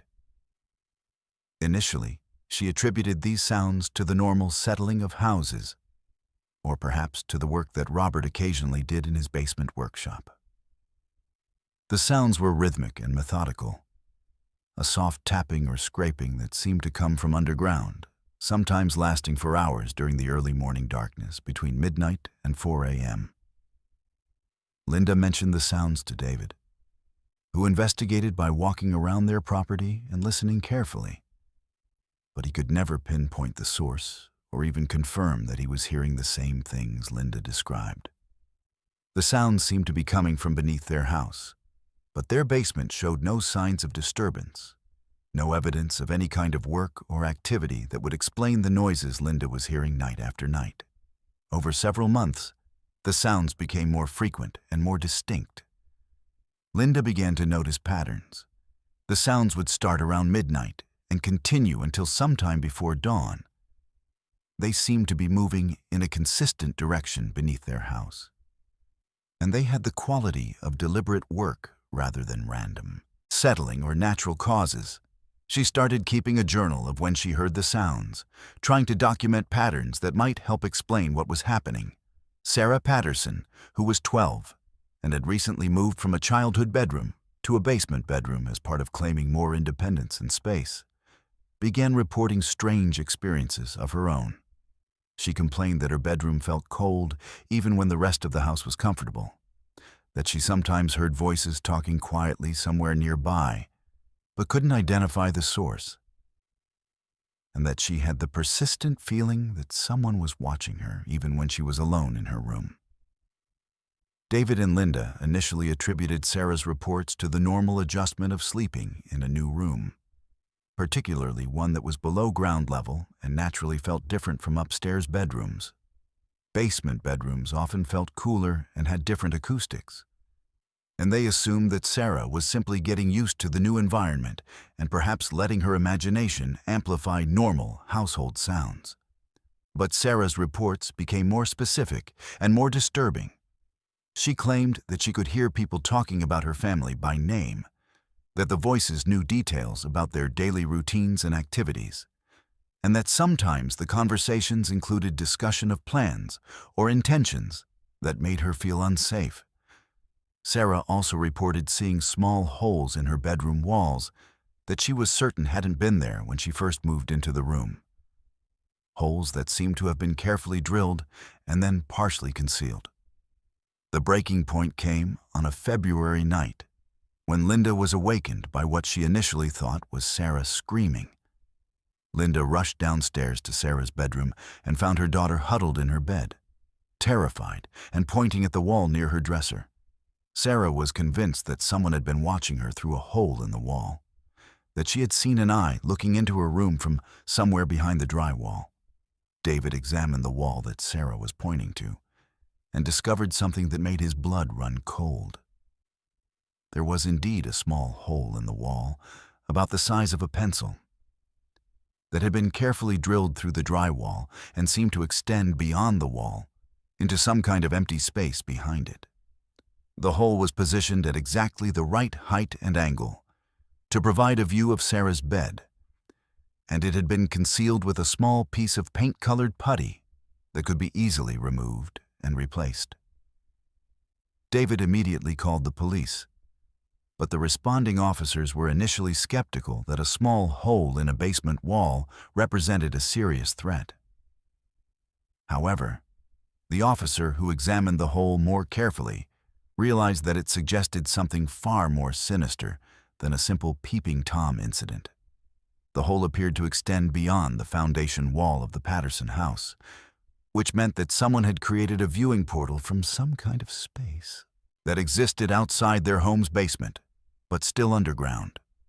The police investigation that followed revealed one of the most elaborate and disturbing criminal operations that law enforcement in that area had ever encountered. Robert Kellerman, the quiet, helpful neighbor that the Patterson family had trusted for 7 years, had spent those years constructing an underground tunnel system that connected his basement to multiple neighboring houses, including the Patterson home. The tunnel system was not a crude or hastily constructed set of passages, but an elaborate underground network that had been planned and built with considerable engineering skill and attention to detail. The tunnels were tall enough for an adult to walk through comfortably, had been reinforced with wooden supports to prevent collapse, and included electrical lighting powered by an illegal tap into the neighborhood's electrical grid. The entire system represented years of careful, methodical work that had gone completely undetected by anyone in the neighborhood. But the tunnels were just the beginning of what investigators discovered. At the center of Robert's underground network was a room that he had excavated beneath his own house, a space that was larger than most bedrooms and had been finished with the same attention to detail as any above-ground living space. The room contained furniture, lighting, and what could only be described as a shrine dedicated to monitoring and stalking the families in the neighborhood. The walls of this underground room were covered with photographs of the Patterson family and several other neighboring families. These weren't casual photos taken from a distance, but intimate images that had clearly been captured through windows during private family moments, in their own backyards and inside their homes. Some of the photographs showed the family sleeping, some showed them in various states of undress, and some showed the children playing in ways that revealed a deeply disturbing focus on the younger family members. But the photographs were just one aspect of the shrine that Robert had created. The room also contained detailed written logs of each family's daily routines, work schedules, school activities, and personal habits. Robert had documented when each family member left the house and returned, what television shows they watched, what foods they ate, and what conversations they had in the privacy of their own homes. The level of surveillance was so comprehensive that Robert knew more about the Patterson family's daily life than they knew about it themselves. The investigation revealed that Robert had been using the tunnel system to access multiple homes in the neighborhood, not just for surveillance, but for more invasive activities. He had been entering houses when families were away, going through personal belongings, taking small items that wouldn't be missed, and apparently living out fantasies of control and possession that had been building for years. The Patterson family discovered that food had been disappearing from their kitchen, that Sarah's clothing had been disturbed in ways they had attributed to normal teenage messiness, and that family photographs had been stolen and replaced with copies. The most terrifying discovery was a detailed plan that investigators found in Robert's underground shrine, a plan that outlined his intentions to eventually kidnap Sarah Patterson and keep her in a specially prepared section of his tunnel system. The plan included diagrams of restraints he had purchased, schedules for when the kidnapping would be most feasible, and even contingency plans for dealing with her family's response to her disappearance. Robert had been preparing for months to take Sarah, and the plan was sophisticated enough that it might very well have succeeded. The timeline that investigators reconstructed showed that Robert had been planning his attack for the night of Sarah's 13th birthday, which was still several weeks away when his activities were discovered. He had apparently been waiting for some psychological significance attached to her reaching that particular age. And his surveillance had become more intensive as the date approached. The Patterson family realized that they had unknowingly been living on borrowed time, that their daughter had been just weeks away from becoming the victim of an elaborate kidnapping plot that had been years in the making. the psychological impact on the Patterson family was devastating and long-lasting. They learned that their home, which they had thought of as their safe refuge from the world, had been completely compromised for years. Their most private moments had been observed and documented. Their children had been stalked and photographed without their knowledge. And their family routines had been studied by a predator who was planning to destroy their lives. Sarah, who had been the primary target of Robert's obsession, struggled with the knowledge that her instincts about being watched had been correct, that her fears about voices and holes in the walls had been real rather than imaginary. The realization that an adult neighbor had been planning to kidnap her, that her own bedroom had been under surveillance, and that her family's entire life had been invaded, created trauma that required years of therapy to address.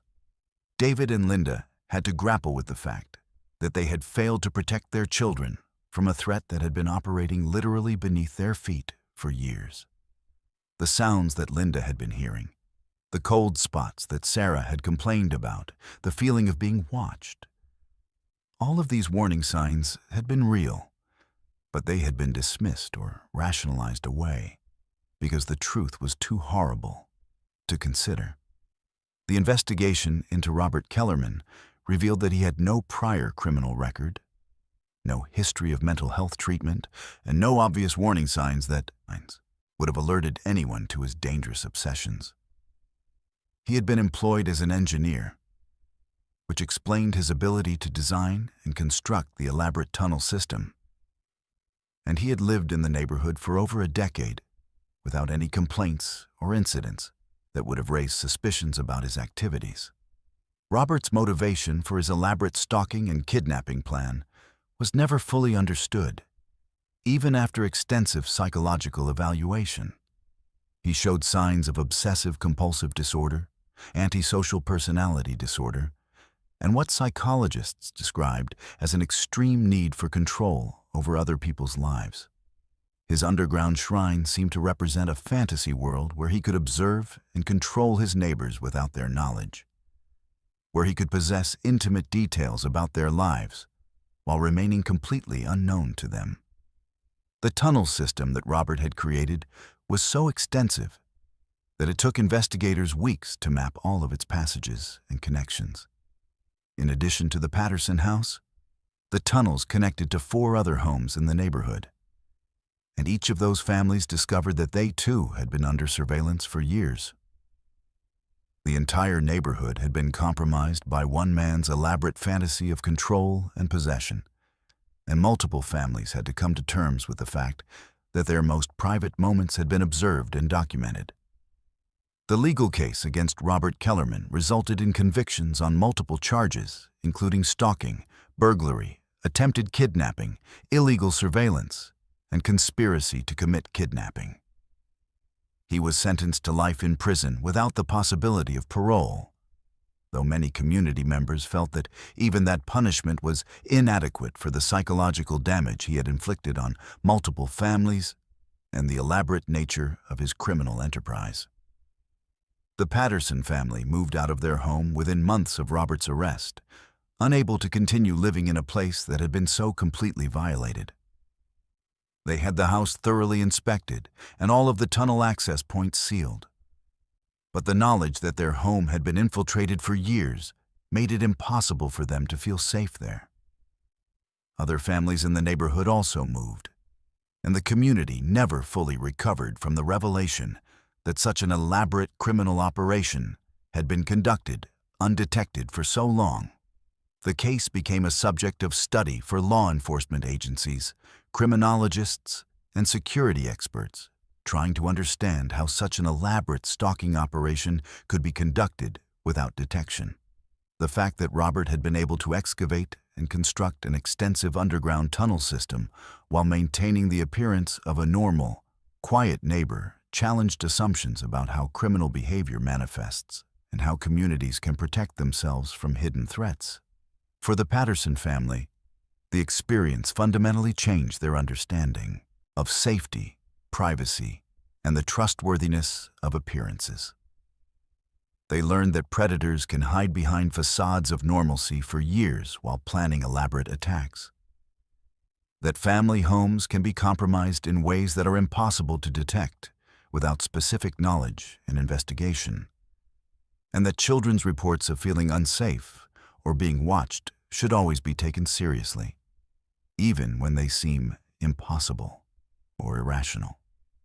The underground shrine that Robert had created represents one of the most disturbing examples of long-term stalking and surveillance that law enforcement has ever encountered.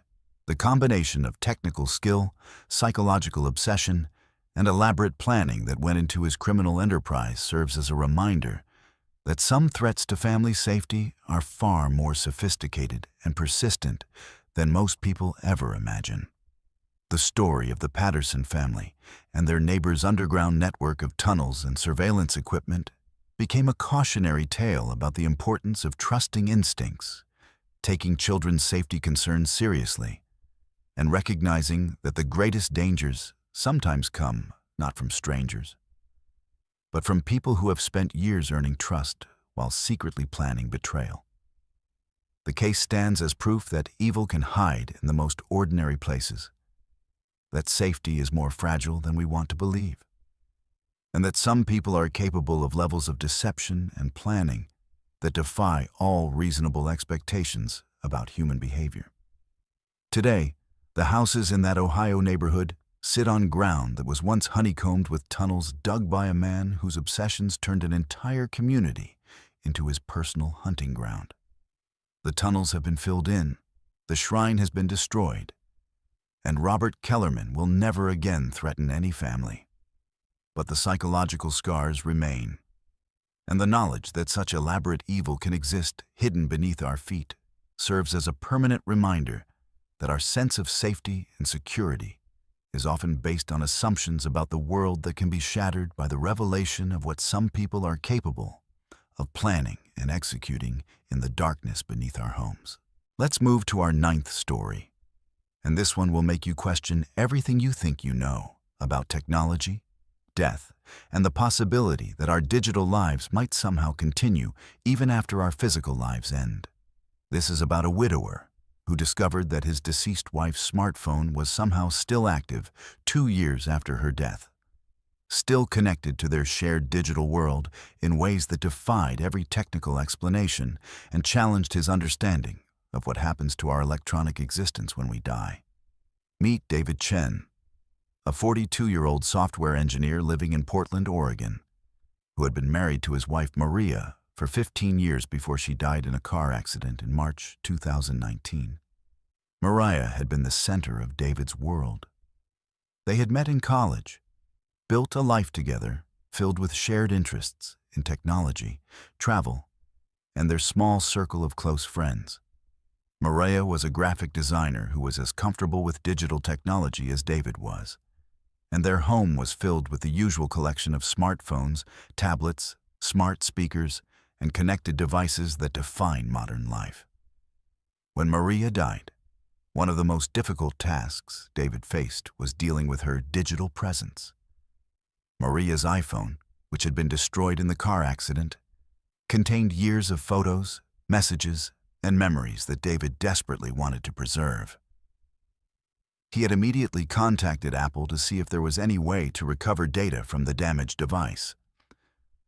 But the phone had been so completely destroyed that even professional data recovery services couldn't extract anything from it. The physical device was a twisted piece of metal and glass, and all of Maria's digital life seemed to have been lost along with her physical life. David went through the standard process of closing Maria's digital accounts, canceling her phone service, deactivating her social media profiles, and removing her access to shared accounts and services. It was a painful but necessary part of grieving, like cleaning out her closet or canceling her magazine subscriptions. The process felt final, like he was systematically erasing the last traces of Maria's presence in the digital world they had shared. For 2 years after Maria's death, David slowly rebuilt his life as a single person. He kept their house, maintained friendships they had shared, and found ways to honor Maria's memory without being consumed by grief. He had Maria's destroyed iPhone in a box in his closet, along with other personal items from the accident. But he never looked at it because it was too painful, and because there was nothing left of the device that could possibly function. The first strange incident occurred on a Tuesday night in January 2021, almost 2 years after Maria's death. David was working late in his home office when his own iPhone received a Bluetooth pairing request from a device identified as Maria's iPhone. David stared at the notification for several minutes, convinced that he was seeing things or that his phone was malfunctioning. Maria's iPhone had been destroyed in the accident, had never been replaced, and even if it had somehow survived, the cellular service had been canceled years ago. David dismissed the Bluetooth notification as some kind of technical glitch, probably caused by a neighbor's device that happened to have a similar name, or by some kind of interference from other electronic equipment in his house. He was a software engineer who understood how technology worked, and he knew that Bluetooth pairing requests from destroyed devices were impossible. There had to be a logical explanation that didn't involve supernatural activity or impossible technology. But the Bluetooth requests continued. Over the next several weeks, David's phone would randomly receive pairing requests from Maria's iPhone, always late at night, always when David was alone in the house. The requests would appear on his screen for a few seconds and then disappear, as if someone was trying to connect to his phone but then changing their mind or losing the signal. David tried everything he could think of to explain the phenomenon. He checked with neighbors to see if anyone had a device named similarly to Maria's phone. He researched whether old Bluetooth connections could somehow persist in his phone's memory and create false pairing requests. He even contacted Apple's technical support to ask if there was any way that a destroyed device could continue broadcasting Bluetooth signals. But the support representatives assured him that what he was describing was technically impossible. The situation escalated dramatically on the night of March 15th, 2021, exactly 2 years after Maria's death. David was lying in bed, unable to sleep because the anniversary of the accident always brought back painful memories, when his phone buzzed with not just a Bluetooth pairing request, but an actual incoming call from Maria's iPhone. The caller ID showed Maria's name and the phone number that had been disconnected for 2 years, and the call was ringing through his phone's speakers as if it was completely normal. David's hands were shaking as he stared at his phone's screen, watching it ring with a call from his dead wife's destroyed phone. Every rational part of his mind told him that this was impossible, that there had to be some technical explanation, or that he was experiencing some kind of psychological break brought on by the anniversary of Maria's death. But the call was real. His phone was ringing, and the caller ID clearly showed information from Maria's old phone. After letting it ring for nearly a minute, David answered the call. There was silence on the other end, but not the dead silence of a disconnected line. It was the kind of quiet that suggests someone is there, listening, breathing softly. David whispered, "Maria," into the phone, feeling foolish, but unable to stop himself from hoping that somehow, impossibly, his wife was trying to communicate with him from wherever she had gone. The call lasted for exactly 3 minutes and 27 seconds before disconnecting. And during that entire time, David could hear what sounded like soft breathing or sighing, but no words, no clear sounds that would indicate who or what was on the other end of the line. When the call ended, David immediately tried calling the number back, but he received an automated message stating that the number was not in service, which had been the case for 2 years.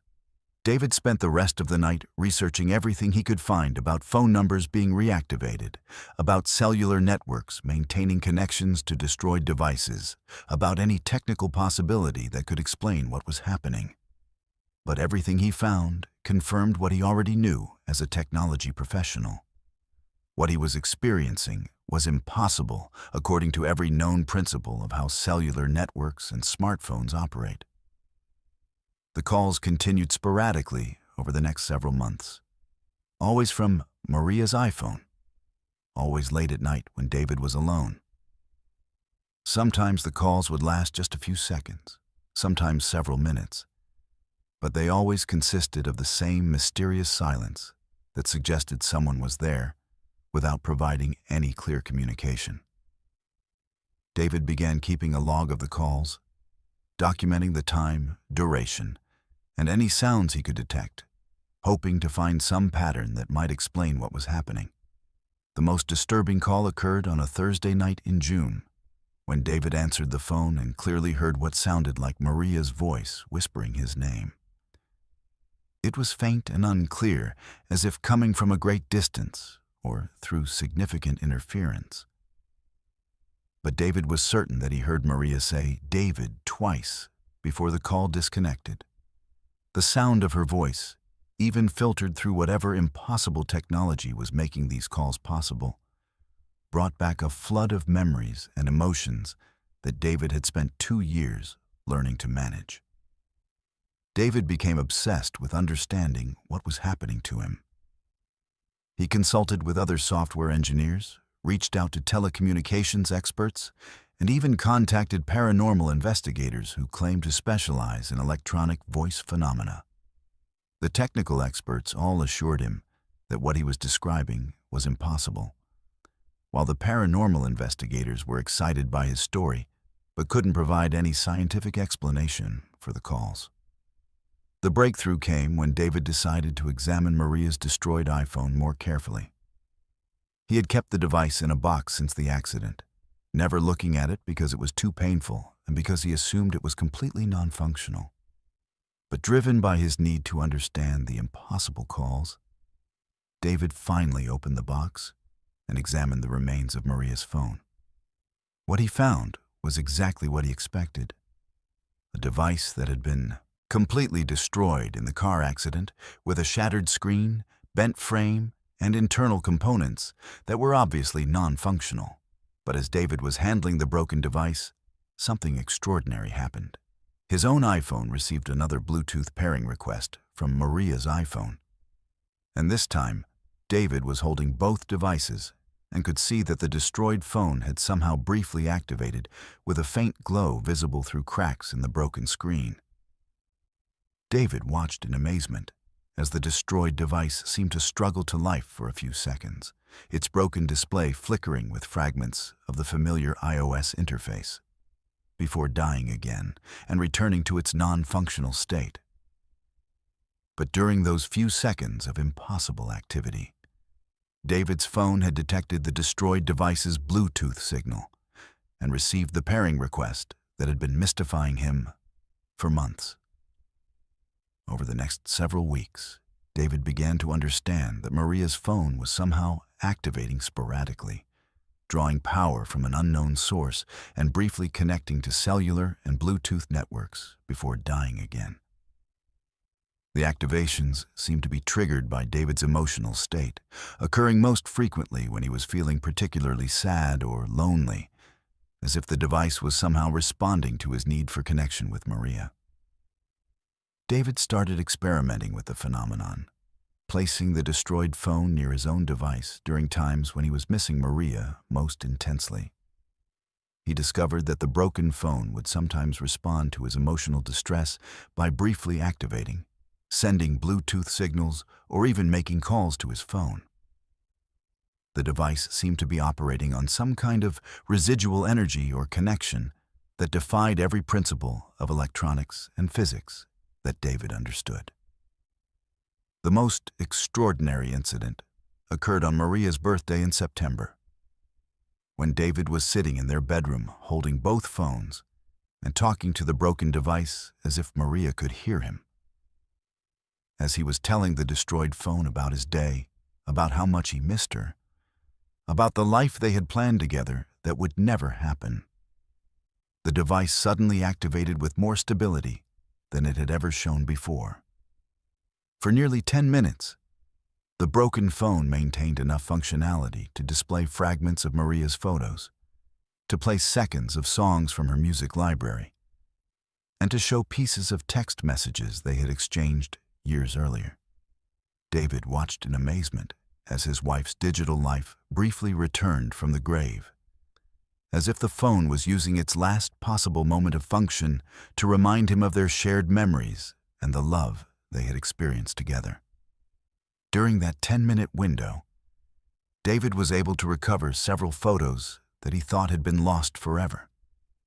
Images of their last vacation together that had only been stored on Maria's phone. The device somehow managed to transfer these photos to David's phone via AirDrop, giving him precious memories that he had assumed were gone forever. When the transfer was complete, Maria's phone finally died completely, never to activate again.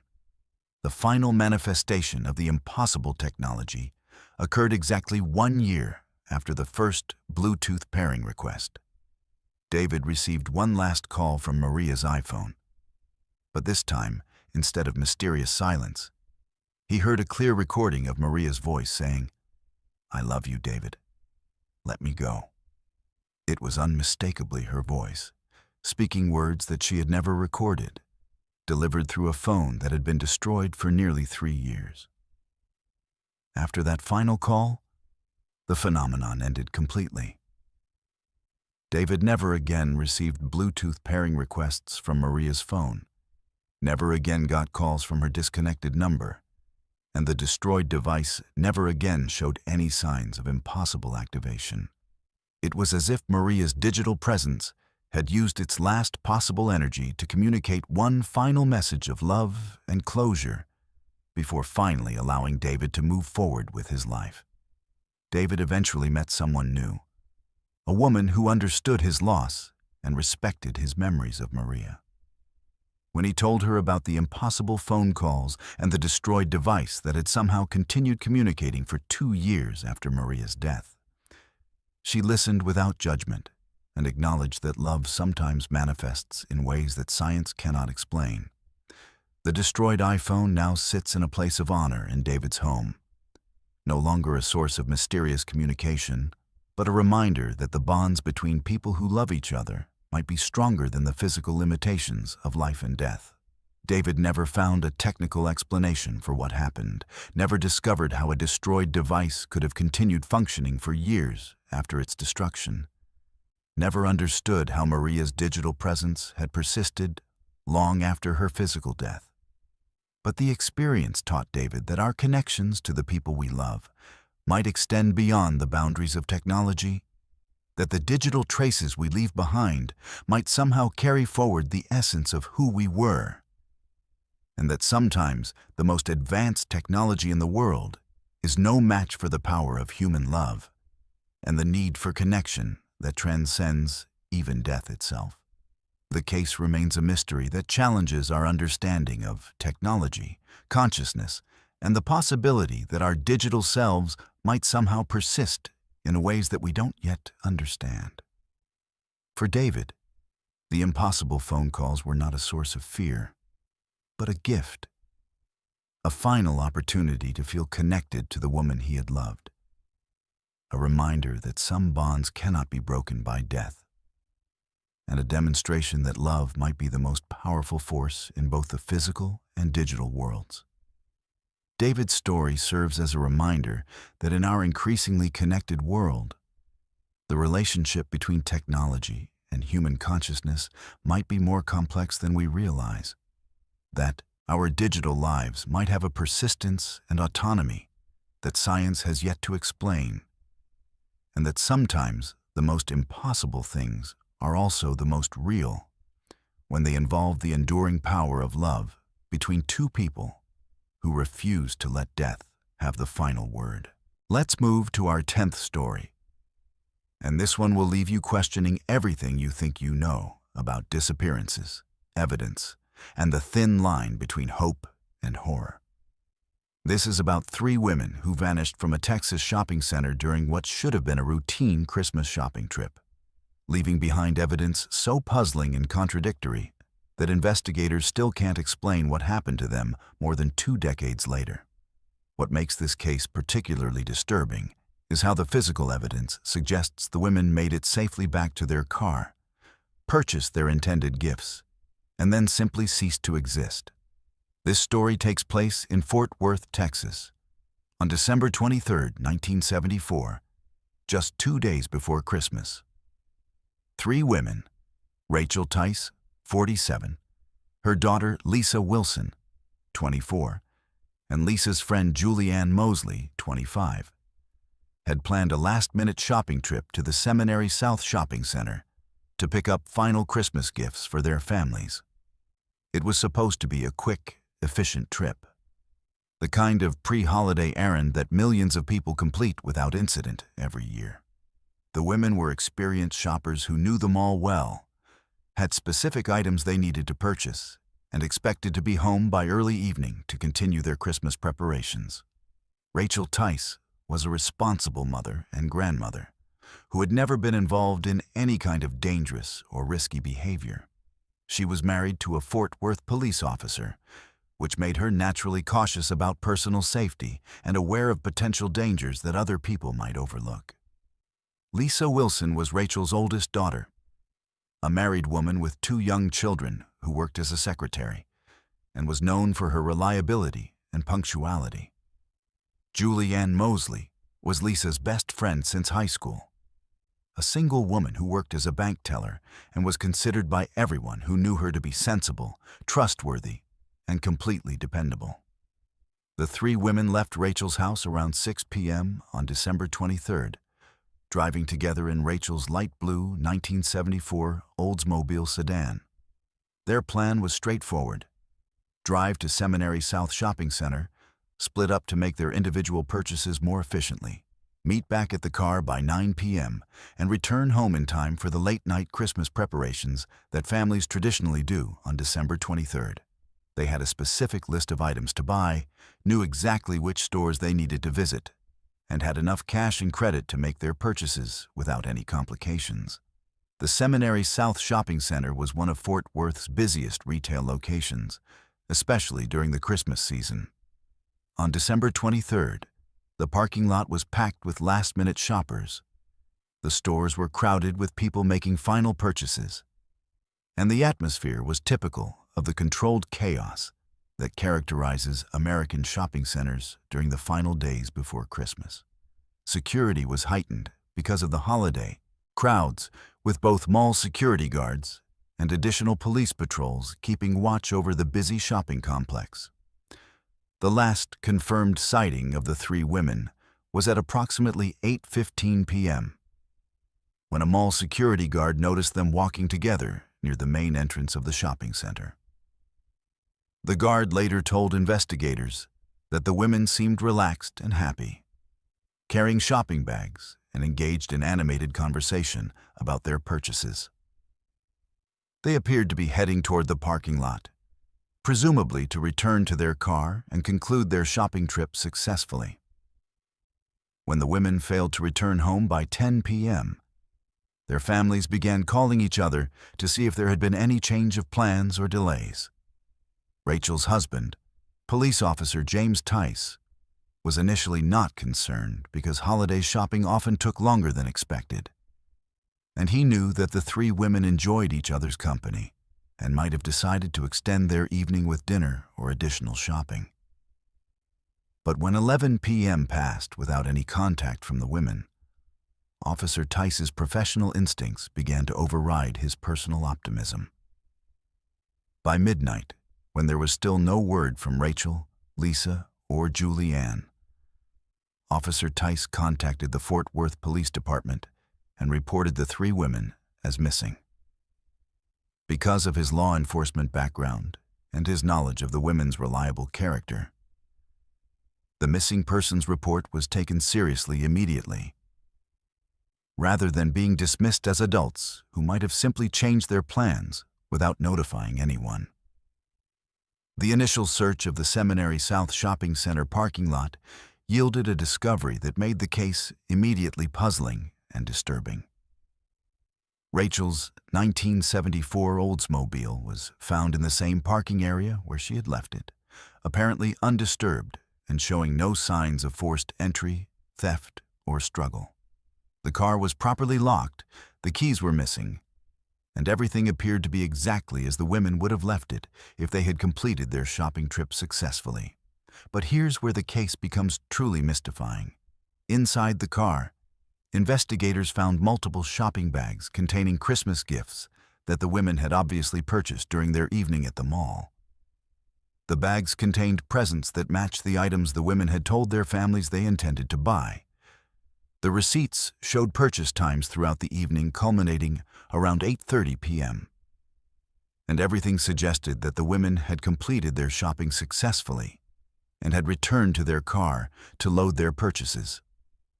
The evidence inside the car painted a picture of a successful shopping trip that had concluded exactly as planned. There were gifts for Rachel's grandchildren, items that Lisa had been looking for her husband, and presents that Julie Ann had mentioned wanting to buy for her parents. The receipts showed that the women had visited multiple stores, had made their planned purchases efficiently, and had been together as late as 8:30 p.m. when the final receipt was time-stamped. But if the women had made it back to their car, had loaded their shopping bags, and had presumably prepared to drive home, what had happened to them next?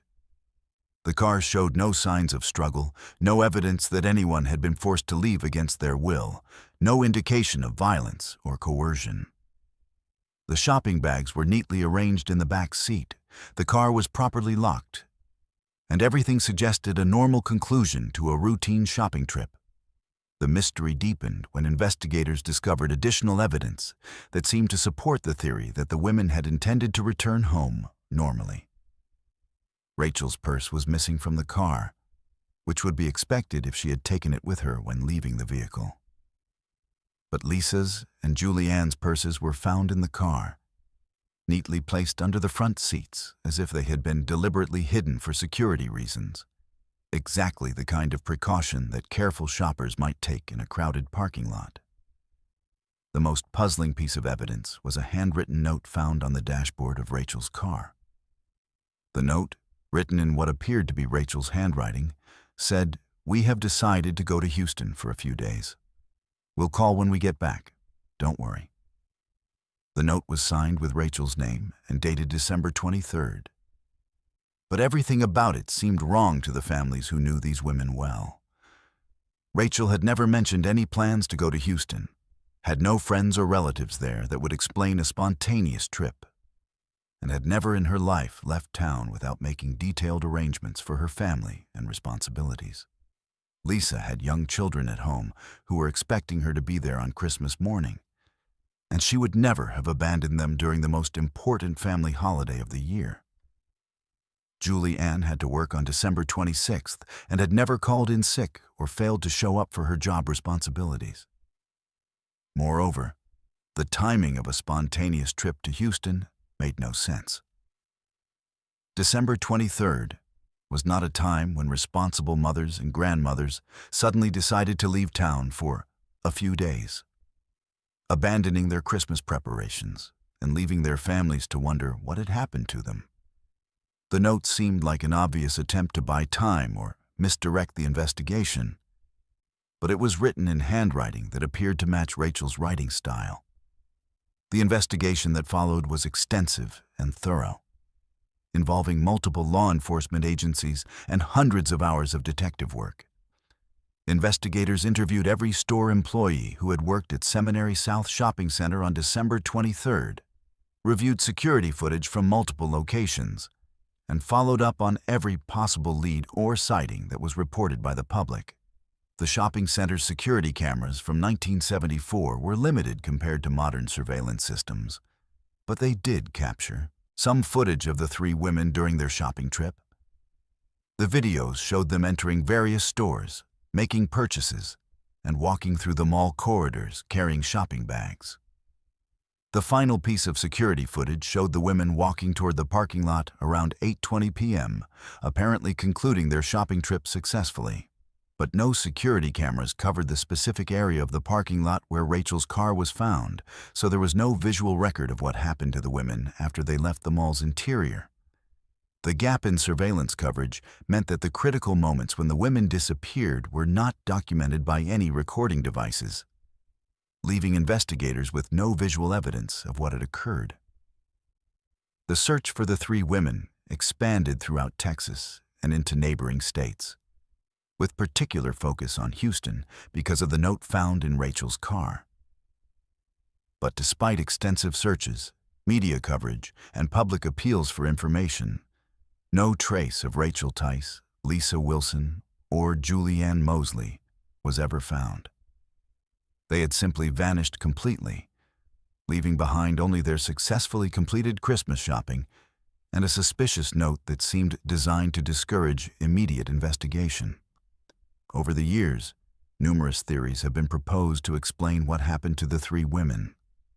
Some investigators believe that they were victims of foul play, possibly kidnapped by someone who forced Rachel to write the misleading note before disposing of all three women in a way that prevented their bodies from ever being discovered.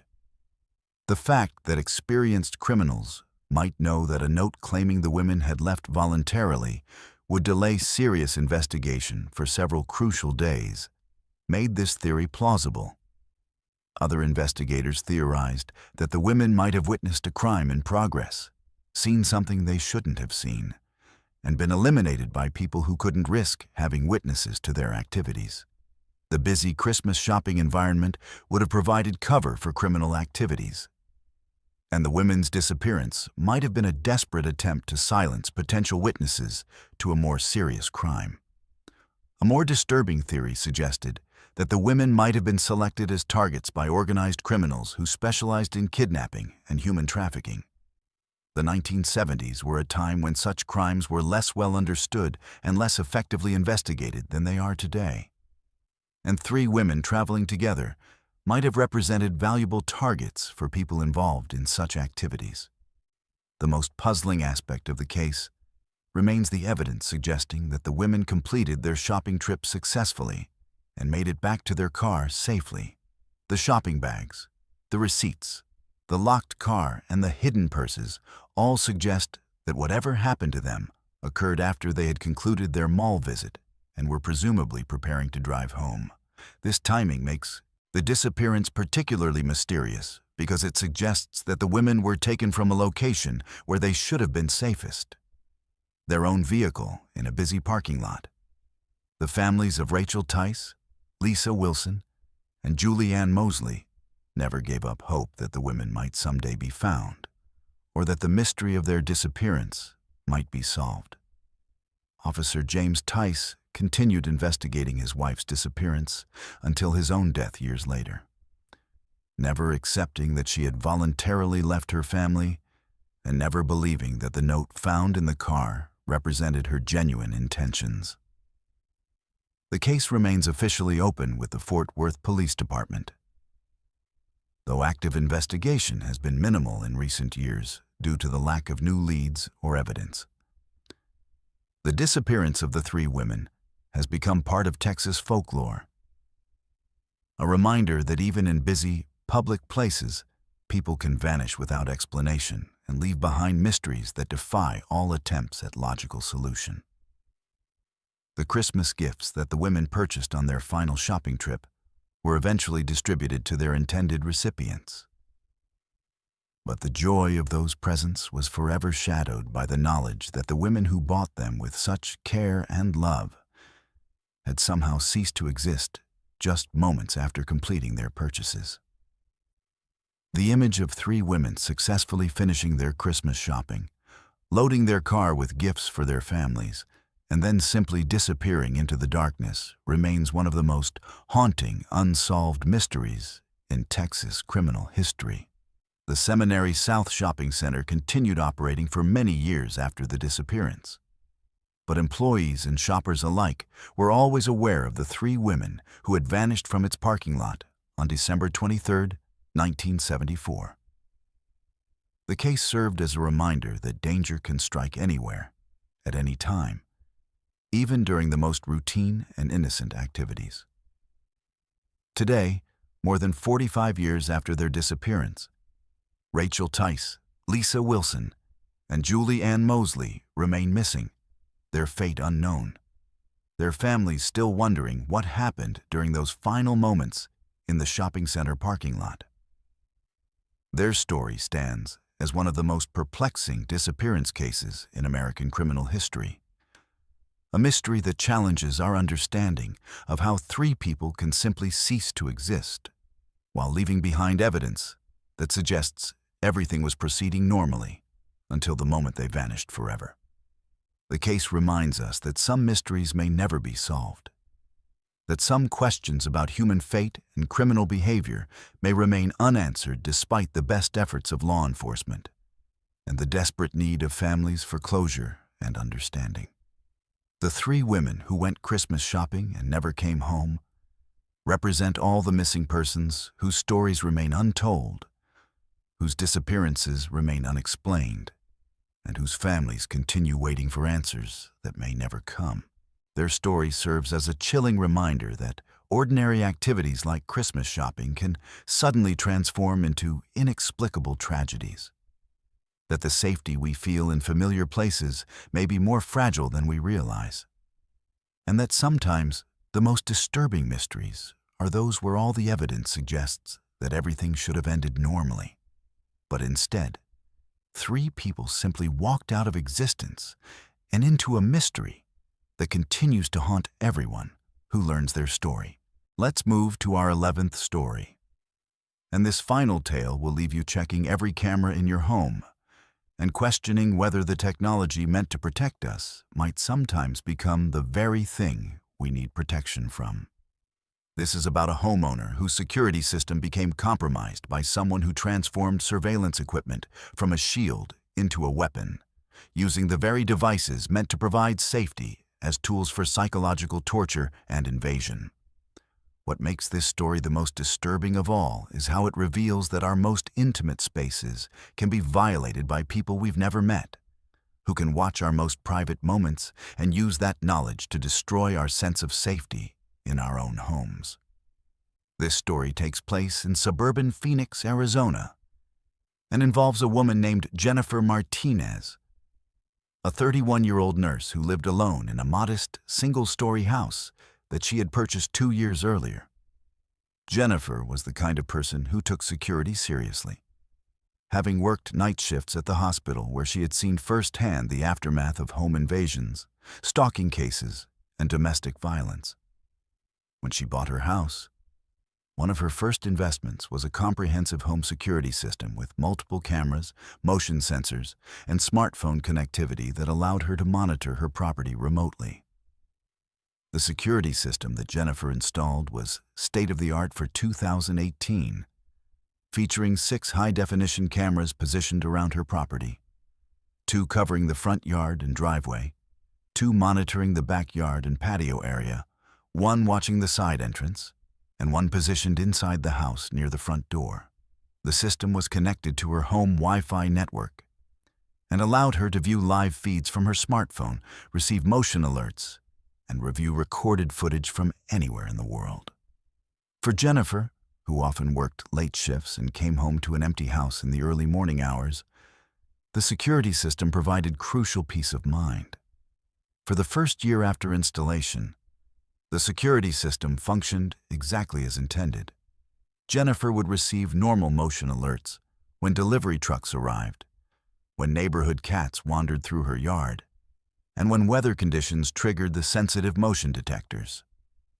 She occasionally reviewed the recorded footage when she wanted to check on specific incidents, and the system provided exactly the kind of security monitoring she had wanted when she made the investment.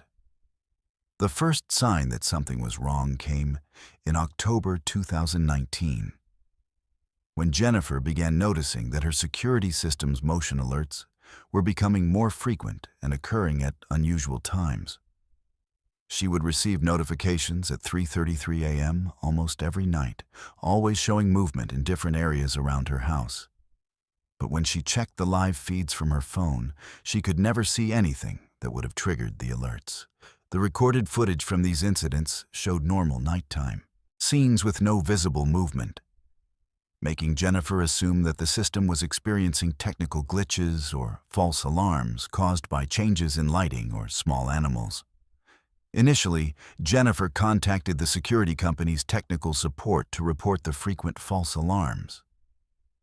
The technicians ran remote diagnostics on her system and found no hardware malfunctions or software errors that would explain the excessive alerts. They suggested that the motion sensors might be too sensitive for her environment and offered to adjust the sensitivity settings. But even after these adjustments, the 3:33 a.m. alerts continued with disturbing regularity.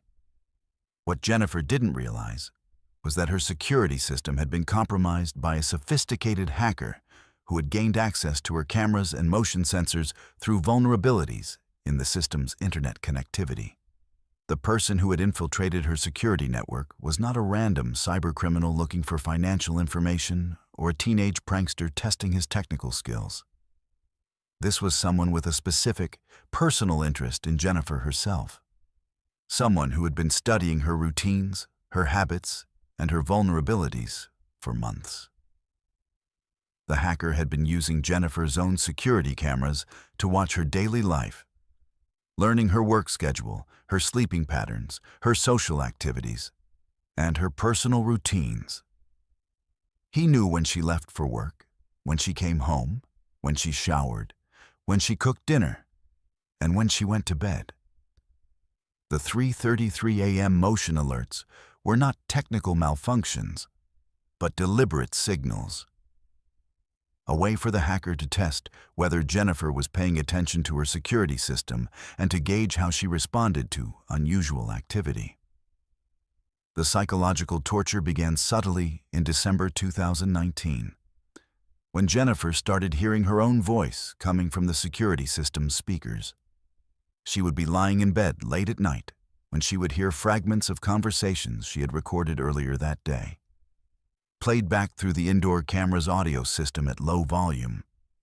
At first, Jennifer thought she was hearing echoes or audio feedback from the system, but gradually she realized that someone was deliberately playing back recordings of her private phone conversations and personal activities.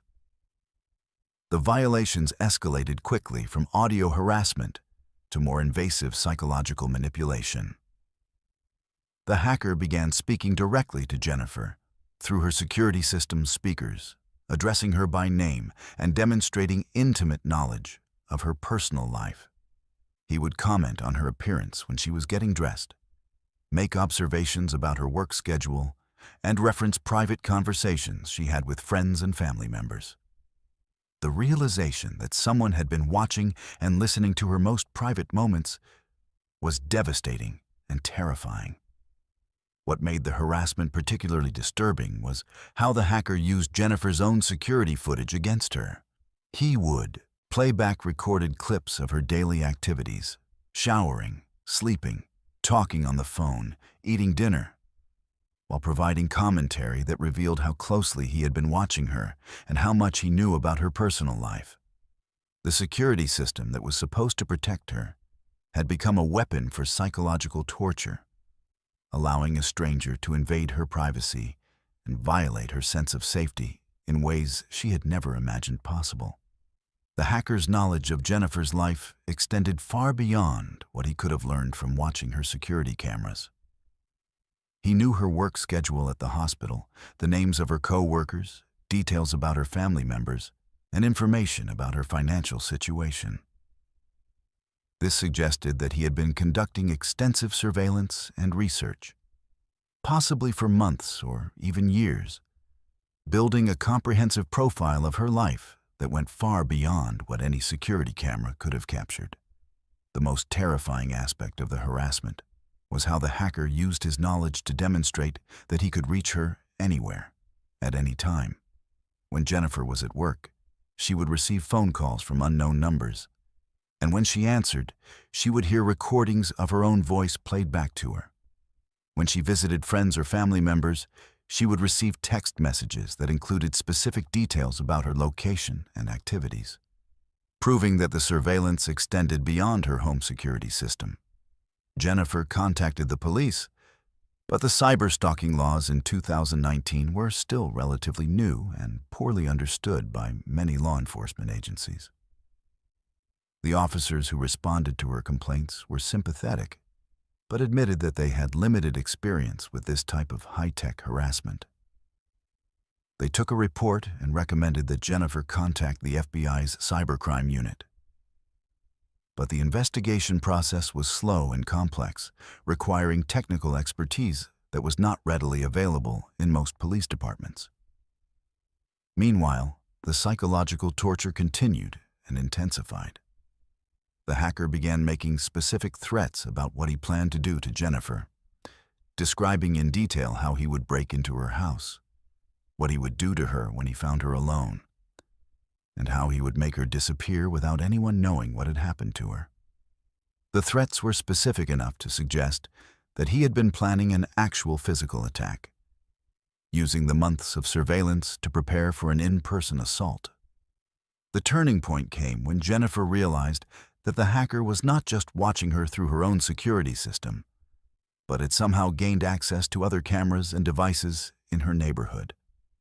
He began providing real-time commentary on her activities when she was outside her house, describing what she was wearing when she left for work, which route she took to the hospital, and what time she typically returned home. This level of surveillance suggested that he had compromised multiple security systems or had recruited accomplices to help with his stalking activities. Jennifer made the difficult decision to abandon her house and move in with her sister, while law enforcement and cybersecurity experts worked to trace the source of the harassment. She had invested years of savings into her home and had felt proud of creating a safe, secure space for herself. But the violation of her privacy and the ongoing threats made it impossible for her to feel safe there. The hacker had succeeded in driving her from her own home, using nothing more than her own security system and his expertise in manipulating technology.